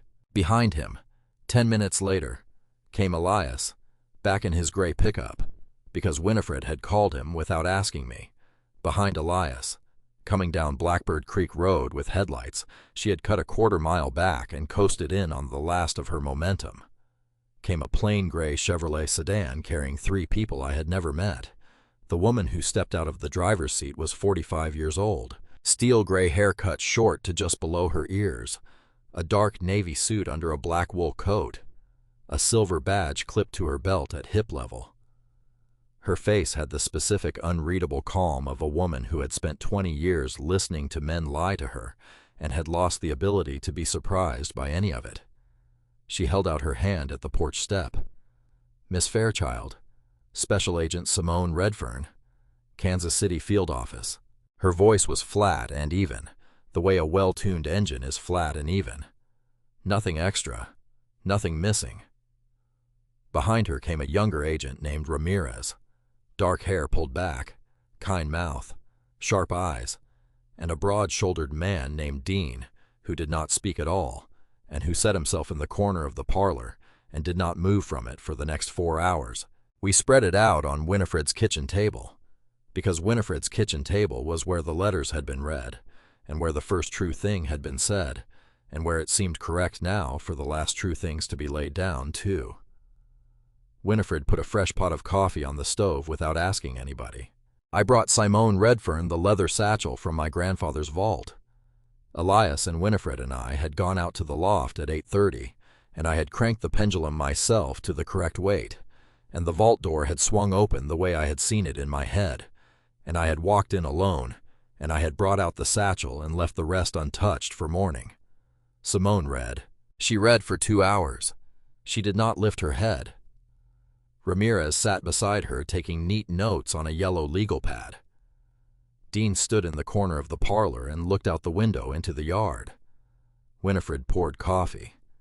Elias sat at the end of the table and cleaned the dust off the lenses of a small pair of reading glasses he pulled out of his shirt pocket. He did not use the glasses.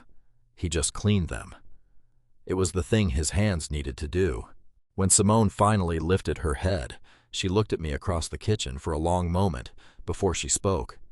"Miss Fairchild," she set her palm flat on the top page, "your grandfather did our job for us." Her voice did not change register, but something in the flatness of it went 1 degree warmer. And I understood that in Simone Redfern's private grammar, that 1 degree was the same as another woman weeping. Ramirez took the notepad. Dean uncrossed his arms. Simone laid it out. The Bureau had been building a wire fraud case against Marguerite Vane for the last 22 months out of the Kansas City field office. They had bank records. They had shell companies. They had a paper trail of money moving through a small non-profit in Overland Park that Marguerite had set up in 2011 and had drained systematically for more than a decade.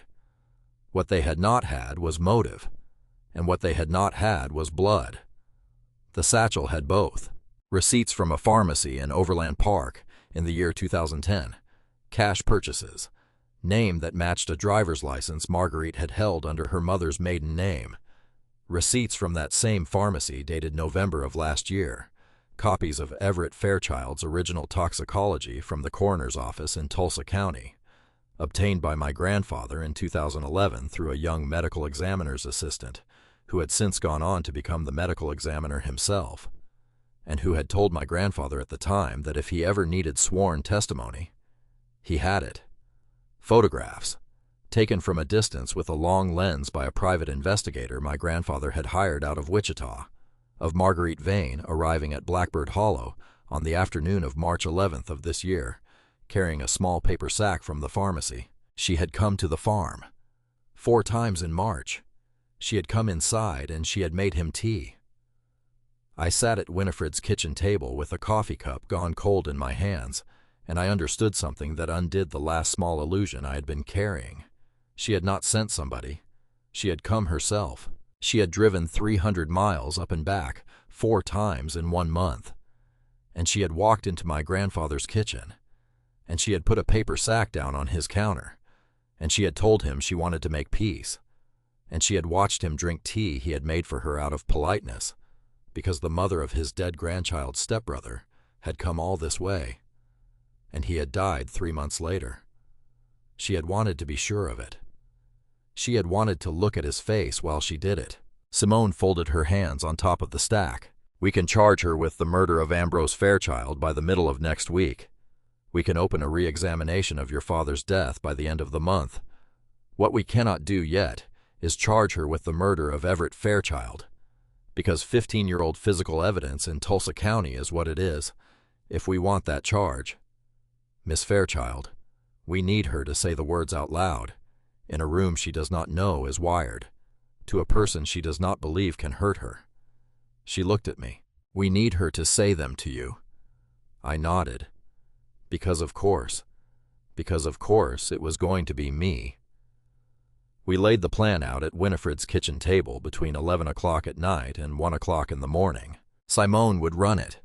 Ramirez would set the equipment. Dean would sit in the barn with a scoped rifle on the sightline of the front porch. Because Simone said, "We do not carry these women expecting them to try anything, but we do not stop carrying because we did not expect it." Elias would be in the kitchen behind the parlor with a wireless earpiece and a second gun that Simone did not comment on.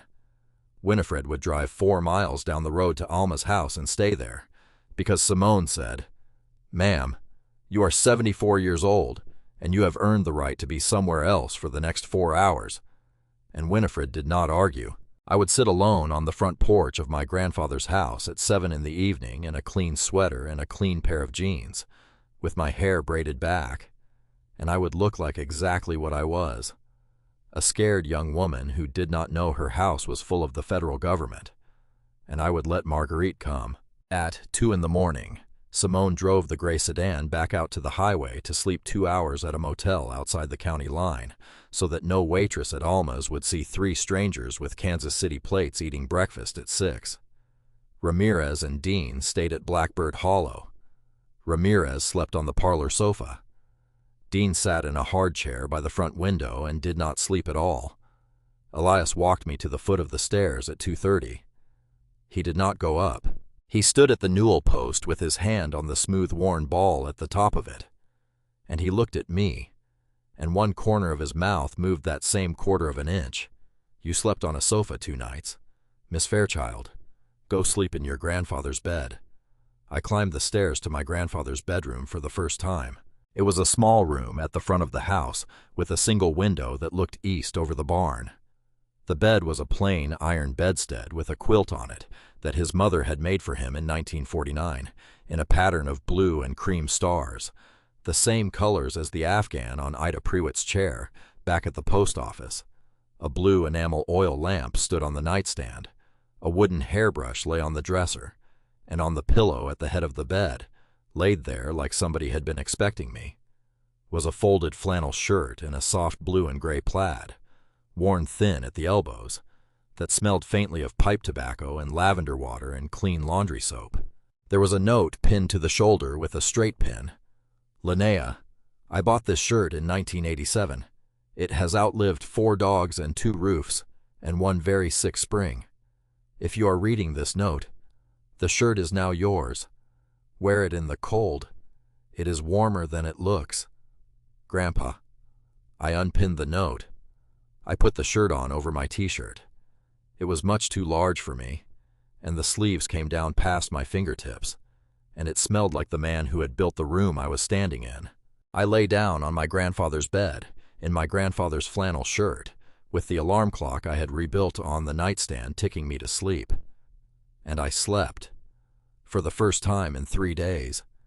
The deep and uninterrupted sleep of a child who has finally been told she is allowed to close her eyes because somebody else is watching the door. At 6 in the morning, the sky over the wheat went gray, then pink, then gold, and I got up. I made coffee in the percolator my grandfather had used. I walked out across the wet grass to the barn. Elias was already there. He had been up since 4. He had the ladder set up under the pendulum, and he had the 14.6 kilograms of iron weight measured out on the workbench, and he had run the laser measure against the mount 3 separate times because he was Elias, and that was what Elias did. I climbed the wooden staircase up into my grandfather's cathedral of brass and glass. The morning light came down through the great skylight in long slanted columns, and the hundreds of clocks on the wall ticked in perfect unison, and the pendulum was still swinging its patient scrape and thud from the previous night. The great brass cylinder rose in the middle of the room like a bell in a bell tower. I did not let Elias touch the weight. I lifted it myself. I carried it to the iron bucket. Elias steadied the chain so it would not swing and shift my count. I set the 14.6 kilograms into the bucket, one weight at a time, slow and careful, and Elias watched with his laser measure raised to check the swing period against the second hand of his wristwatch. 4.22 seconds. Exactly. Miss Fairchild. Very quiet. Ambrose was right down to the ounce. I let go of the chain. The pendulum began to swing at its new perfect rhythm, and somewhere deep inside the great brass cylinder, a heavy iron mechanism began to move. I could hear it happening. A chain, thick and old and greased, sliding through some hidden channel behind the brass wall. A great gear turning against another great gear with the deep patient click of a cathedral clock. A brass latch, somewhere far up inside the top of the cylinder, dropping into a groove with a sound like a small bronze bell struck once, hard, in an empty church, and then, with a soft hiss of releasing air. The entire face of the cylinder swung open on hydraulic hinges I had not been able to see, and 1,000 pounds of steel and brass and walnut moved as smoothly as the door of a kitchen cabinet, and warm yellow light poured out from the inside. I stepped forward. Elias stayed at the workbench, because this was a doorway I had to walk through by myself. The inside of the vault was small, 8 feet across, walls lined in polished walnut, the color of a beehive in July. The ceiling was fitted with a single soft yellow lamp that had come on the moment the door opened. Some clever old wiring my grandfather had rigged up when he installed the vault, and the light was warm the way lamplight is warm, not the cold white of a fluorescent. There was a single wooden desk against the back wall. On the desk sat a leather satchel, worn soft at the corners, a wooden box the size of a hardcover book, closed with a small brass hasp, a metal file box with a combination lock hanging open, a framed photograph, face down, and sitting in the center of the desk, tied with a red silk ribbon that had not faded in 15 years because there had been no light to fade it, a thick stack of paper, a letter, the last one. I stepped into the vault. I picked up the framed photograph first. I turned it over. I sat down on the walnut floor because my legs did the thing they had done at Ezra's desk 2 days before, which was to simply stop holding me up. The photograph was of a little girl, 4 years old.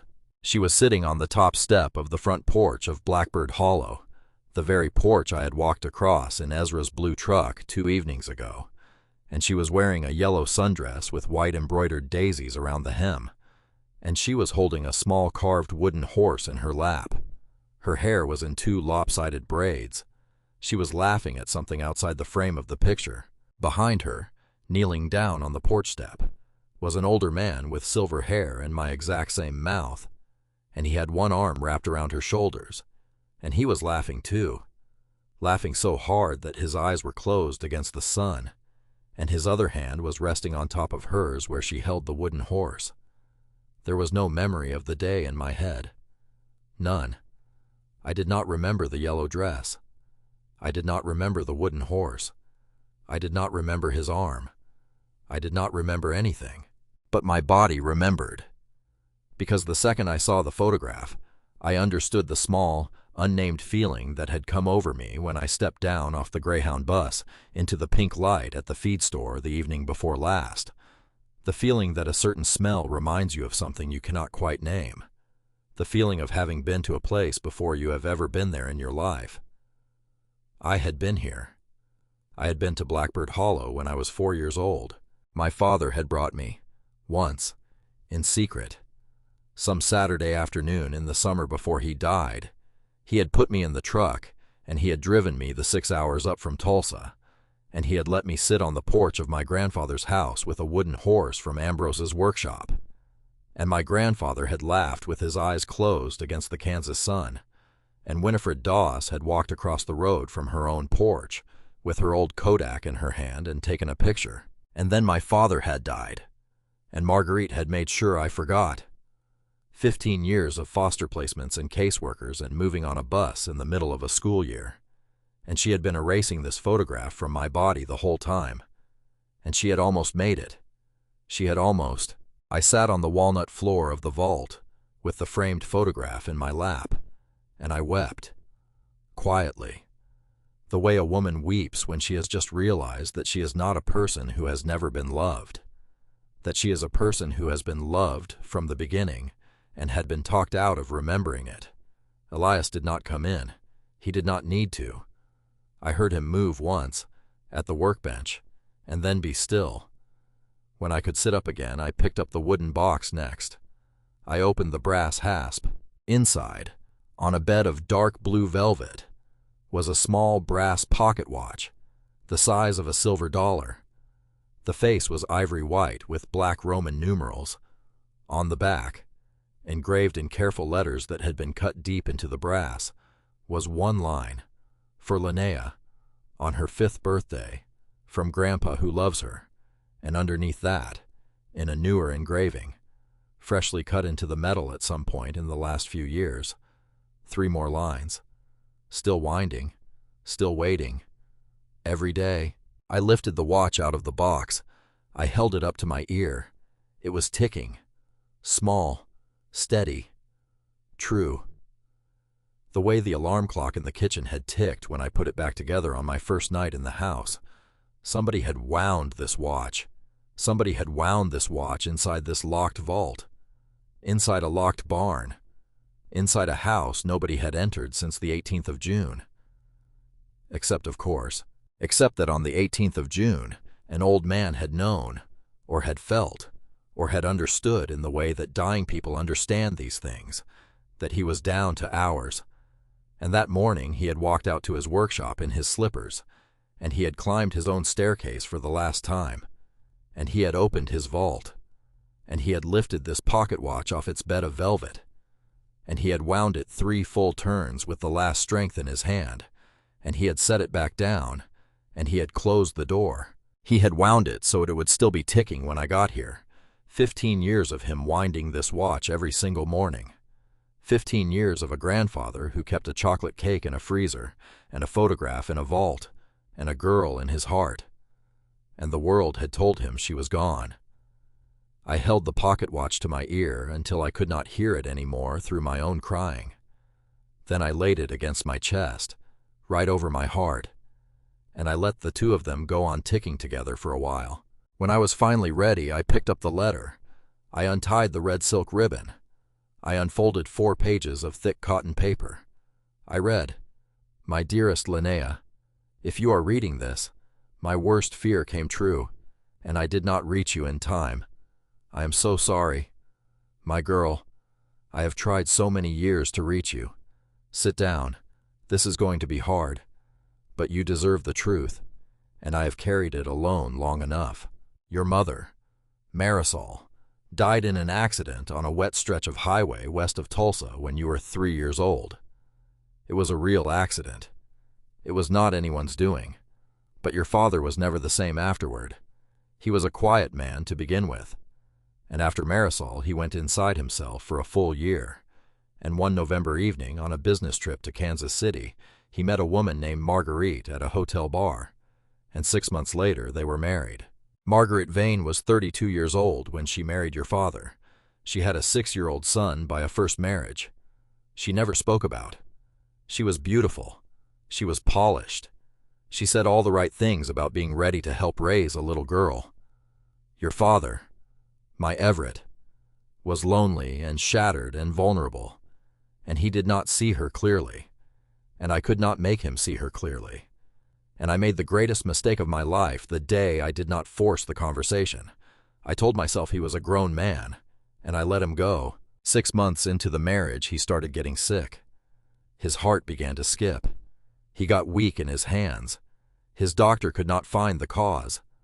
I begged him to come home to Blackbird Hollow. He said I was jealous of his new life. He said I did not understand. One Saturday in the summer of the year, you turned 4. He did come home. He drove you up here without telling her. I do not know why. I think he had begun to know. I think he had begun to feel it in his own body, and he wanted to show you the farm before the door closed. He set you down on the porch step in a yellow dress your mother had made for you when you were still a baby, and he handed you a wooden horse I had carved for your 5th birthday, and I sat down beside you. And Winifred saw us from her yard and came across with her old Kodak and took a picture without either of us noticing until the shutter clicked. That is the photograph in the frame. My girl, that is the day. Your father drove you back to Tulsa the next morning. He looked me in the eye at the truck door before he left, and he said one sentence, "Dad, if anything happens to me, do not let her have Linnea." Then he drove away. 3 months later, he came back one more time. He came alone.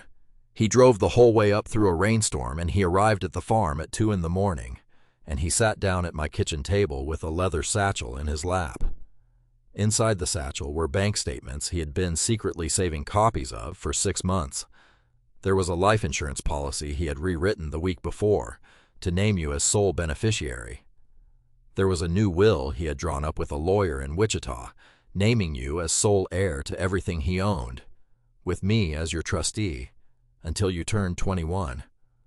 And there was a signed statement he had written out by hand describing 4 times in the previous year when Marguerite had prepared him tea, and he had felt his heart begin to race within minutes of drinking it. I knew. He had figured it out. He asked me to hide it all in the safest place I knew. I told him what I did for my living. Linnea. I told him about the workshop. I told him about the vault. I had never told a soul in Cottonwood, not even Winifred, not even Alma. But I told my son that night, and I opened up the workshop and I brought him upstairs and I showed him what I had built. And he sat down on my workbench, and he cried, quietly, because he understood he had brought me the last real thing he owned. And he knew I was the only man on this earth he could trust to keep it for you. We built the vault entry that night. My girl. The pendulum answer. The bucket. The chalk formula. I made him watch me do it, so that he would understand that only a person patient enough to think would ever open it. He drove home the next morning. The following month he was dead. He was 34 years old. I fought for you for 15 years. Linnea. I hired investigator after investigator. Every time we got close, Marguerite moved you again. She used your father's death benefits to bury your paperwork inside the state system. She paid people to lose your file. She made you a ghost. My girl. And I could not push too hard, because every time I pushed, she moved you further, and I was so afraid of losing the last thread I had of where you were. 3 months ago, I started getting sick again. My heart, the same skipping beat, the same weakness in the hands. I did not have to guess how she had gotten to me. She had come to the farm 4 times in March. She had made me tea. I let her, my girl, because I was not going to die of natural causes. I was going to die of something that could be proven, and I was going to leave behind a trail that a federal agent could follow all the way to her door. Inside the leather satchel in this vault, you will find everything I have gathered. Give it to the FBI in Kansas City, not to the sheriff here, not to anyone in Cottonwood. Marguerite has money, and money buys silence, and this county is not free of her reach. Inside the wooden box, you found the pocket watch I made you. I wound it every day for 15 years, and I wound it one last time on my last morning. It is ticking as you read this. Wear it, my girl. Let it remind you that time was on our side, even when it did not feel that way. Inside the metal file box is the deed to Blackbird Hollow and the account information for the trust. Linnea, my beautiful, patient girl, I could not reach you in life, but this is me reaching you now. You were never alone in this world, not even for 1 minute. You were held every hour of every day by a grandfather in Kansas who kept your chair at Alma's and your slice of cake in the icebox and your photograph in a vault and your name in his mouth every night before he slept. Come home, Grandpa. I read the letter twice, and then I folded it very carefully, and I put it back inside the red silk ribbon, and I set it back on the walnut desk of the vault. I picked up the framed photograph. I picked up the pocket watch. I picked up the leather satchel. I walked out of the vault. I walked down my grandfather's staircase. I walked across the loft of the barn. I climbed down the ladder into the barn proper. I walked out through the sliding door into the September morning sun. Elias walked behind me the whole way without a word. At the porch I stopped. I looked at the framed photograph in my hand. I looked at the porch step where the little girl in the yellow dress had sat with a wooden horse and a grandfather who was laughing with his eyes closed. I sat down on that step. I set the photograph down beside me on the wood. Elias sat down on the step below mine, and he did not touch me, and he did not speak. He just sat with me while the morning came all the way up over the wheat. And the barn cast its long, slow shadow across the yard, and the pocket watch of my grandfather's making went on ticking against my sternum. Marguerite Vane and Preston Vane pulled into the driveway of Blackbird Hollow at 7:42 that evening. Black rental sedan, Kansas plates, wildly out of place on a gravel road. I was sitting alone on the porch in a clean sweater and a clean pair of jeans, and my hair in a single braid over my shoulder. The porch light was on. The alarm clock I had rebuilt was sitting on the top step of the porch beside me because I had wanted it there. My grandfather's pocket watch was inside the front pocket of my jeans, and it was ticking small and steady against my thigh. Behind me, inside the parlor, Ramirez was sitting on the floor with a set of wireless equipment on her lap. Elias was in the kitchen. Simone was in the pantry off the kitchen, and Dean was up in the loft of the barn with a rifle across his knees and a clear sightline to the porch.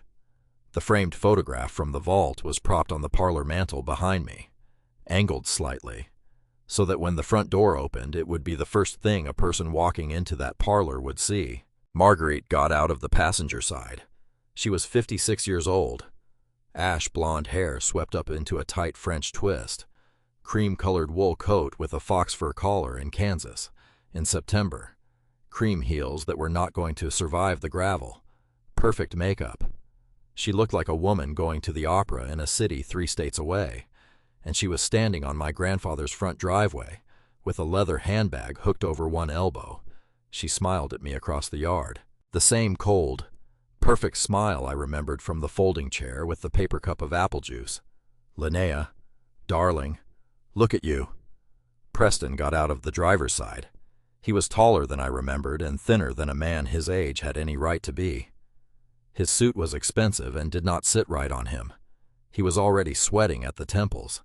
He glanced at his mother twice on the way up the walk and did not look at me at all.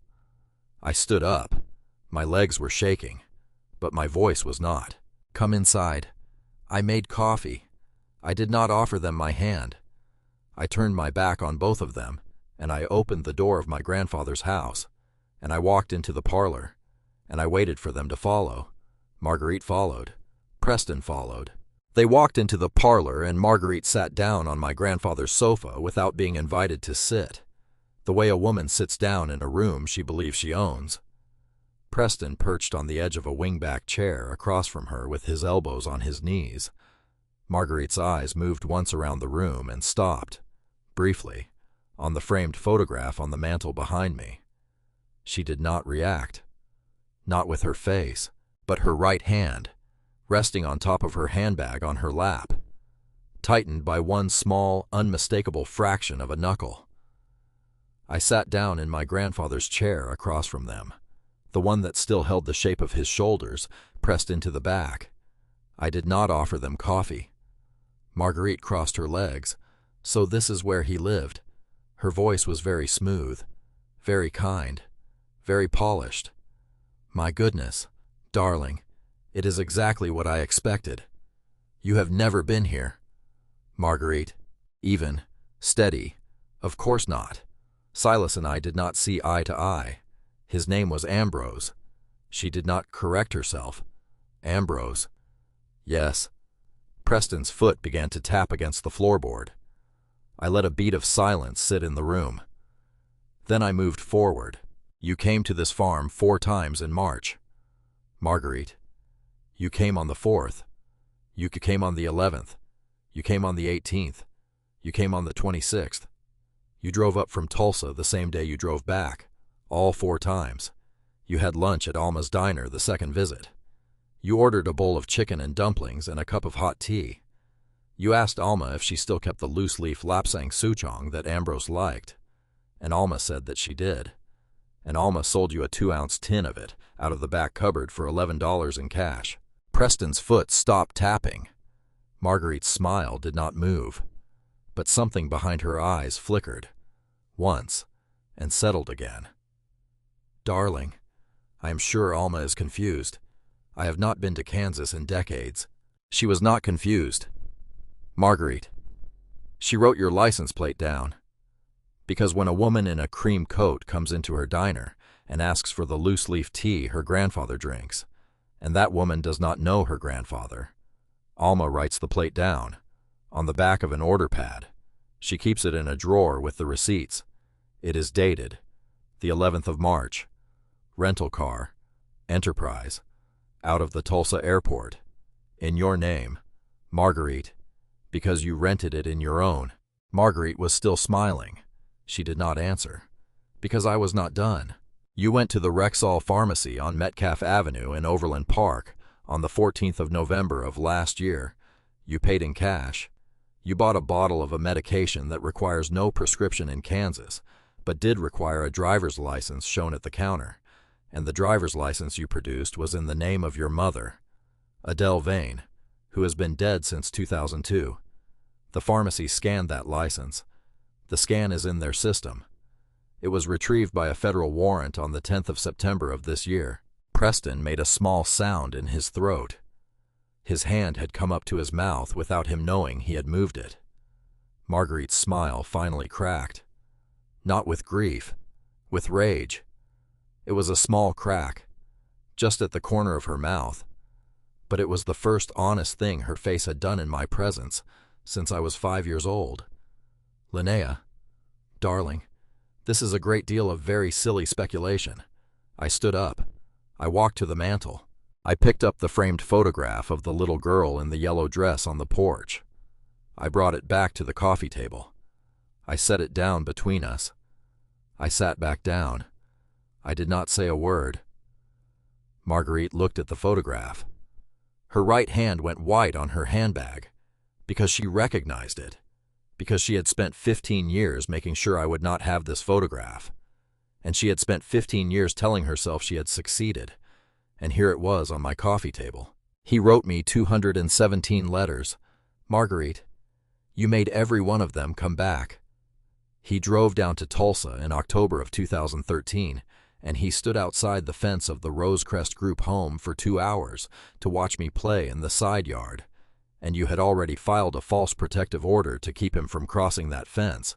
He was 15 years dying of what you killed him with in March, and my father was 15 years dead of what you killed him with when I was 5. Marguerite laughed. It was a short, brittle, high-wrong laugh that came out of a woman who had lost the ability to make any other kind. Your father did not love me, sweetheart. Very quiet.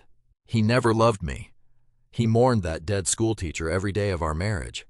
He talked about her in his sleep. He put her picture on the mantel.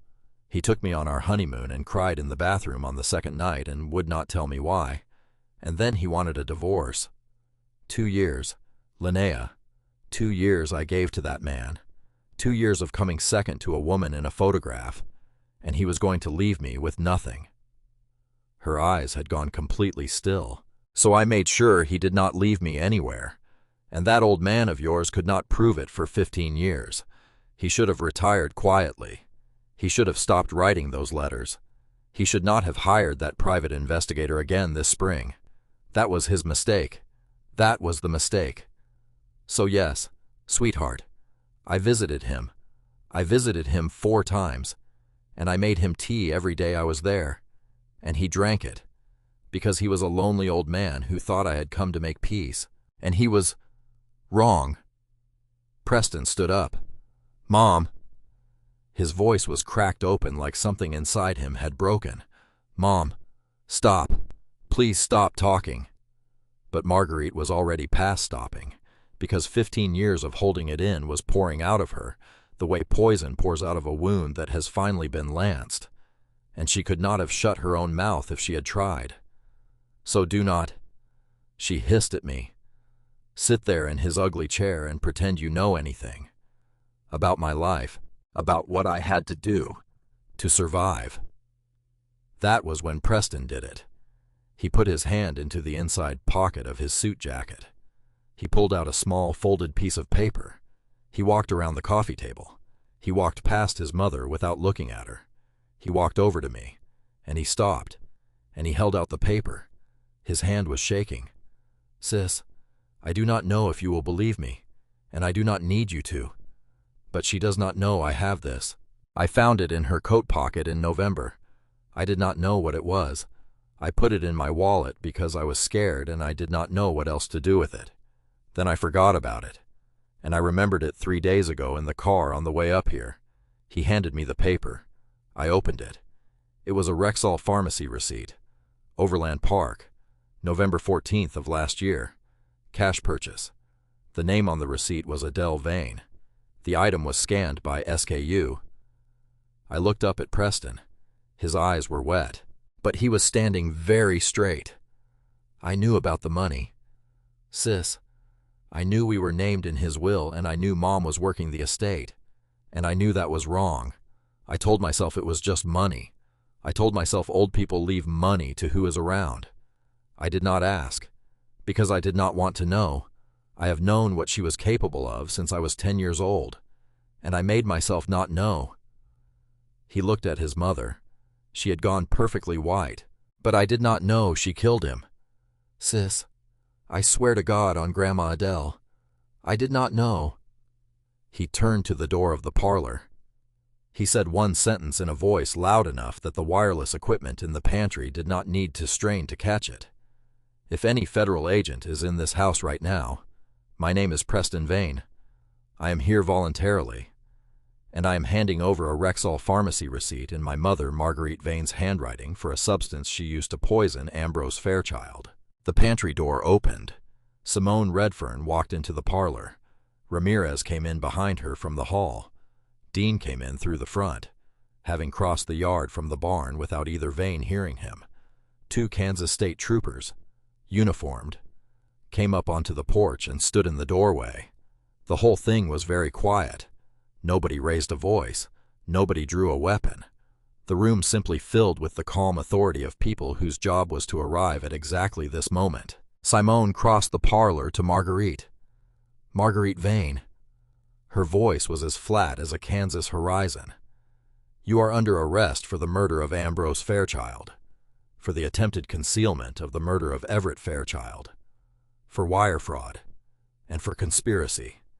You have the right to remain silent, ma'am, which I strongly recommend you consider using at this point.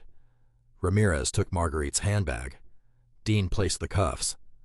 Marguerite stood up slowly. She was not a beautiful woman anymore. She was not even a young one. She was 56 years old, and small, and empty, and she had traded her whole life for money, and the money had just walked out the door. She did not look at me as she went. Preston did. He looked at me for a long moment on his way out the door, with the 3rd State Trooper's hand at his elbow, because he was being taken in too on the conspiracy and fraud, though his cooperation would count for something in a courtroom 4 months later. Sis, very quietly, for what it is worth, I am sorry. I did not answer him. There was nothing to say tonight. The agents walked them out. The porch light went off 1 car door at a time, down the driveway as the taillights disappeared around the bend, where the truck had rolled past the night before. Elias came out of the kitchen. He walked over and he took my hand, and I held his back the way a drowning person holds a rope somebody has thrown her. Winifred came up the porch steps 20 minutes later in her barn coat with a covered dish in both hands, because she was Winifred Doss, and Winifred Doss did not arrive anywhere empty-handed, even at 10 o'clock in the evening. She set the dish down on the coffee table. She looked at me. She held out her arms.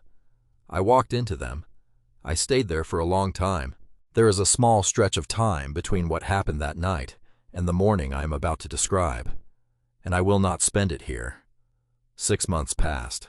I did not sell Blackbird Hollow. I never once thought of selling it. I used the trust my grandfather had left me to fix the porch that had sagged on its north corner, and to reglaze the windows, and to put a fresh coat of white paint on the whole house. And Elias did the work himself on weekends for the price of coffee and Sunday supper. I found an old master watchmaker up in Wichita named Mr. Sorensen, 79 years old, who agreed to teach me the trade for the price of 2 home-cooked meals a week and a spare bedroom over the workshop when he needed to be out of the city. I opened a small foundation in my grandfather's name for young women aging out of the foster system in Oklahoma and Kansas that pays for trade school tuition and a room for the first 6 months and 1 plane ticket home to visit family, if there is one left to visit. Every scholarship goes out with a photocopy of one of my grandfather's letters, and a single handwritten note. You were never alone, not even for 1 minute. Linnea, I do not need to describe any of it further, because none of it is where this story ends. This is where this story ends. Some morning in early spring, the first morning warm enough to sit outside without a coat, I got up at 6:17 the way I did every morning, and I made coffee in my grandfather's percolator, and I walked out onto the front porch of Blackbird Hollow, and I sat down on the top step. The wheat had come up green in the fields. The wind moved through it in slow, silver rivers. My grandfather's pocket watch was ticking against my heart on a thin brass chain I had made for it myself in Mr. Sorensen's workshop. The framed photograph of a little girl in a yellow dress on this same porch sat on the parlor mantel behind me, inside the open door, and out across the yard, out past the porch, out past the wet green grass and the long, slow shadow of the barn, up in the loft, behind the east wall, behind the door I had opened with my own hand on the morning after they took her away. My grandfather's great brass pendulum was still swinging its patient scrape and thud, because I had never stopped winding it, because a wound clock is a promise. I set my coffee cup down on the porch step beside me. I looked out at the wheat. I said one sentence out loud to the empty air. I made it home. Grandpa, somewhere out in the loft, in a barn my great-grandfather built in 1898, and my grandfather rebuilt in the summer of 1976, for a granddaughter he would not live to see grow up. The great brass pendulum answered me. Scrape, thud, scrape, thud. I love you. I love you. I love you.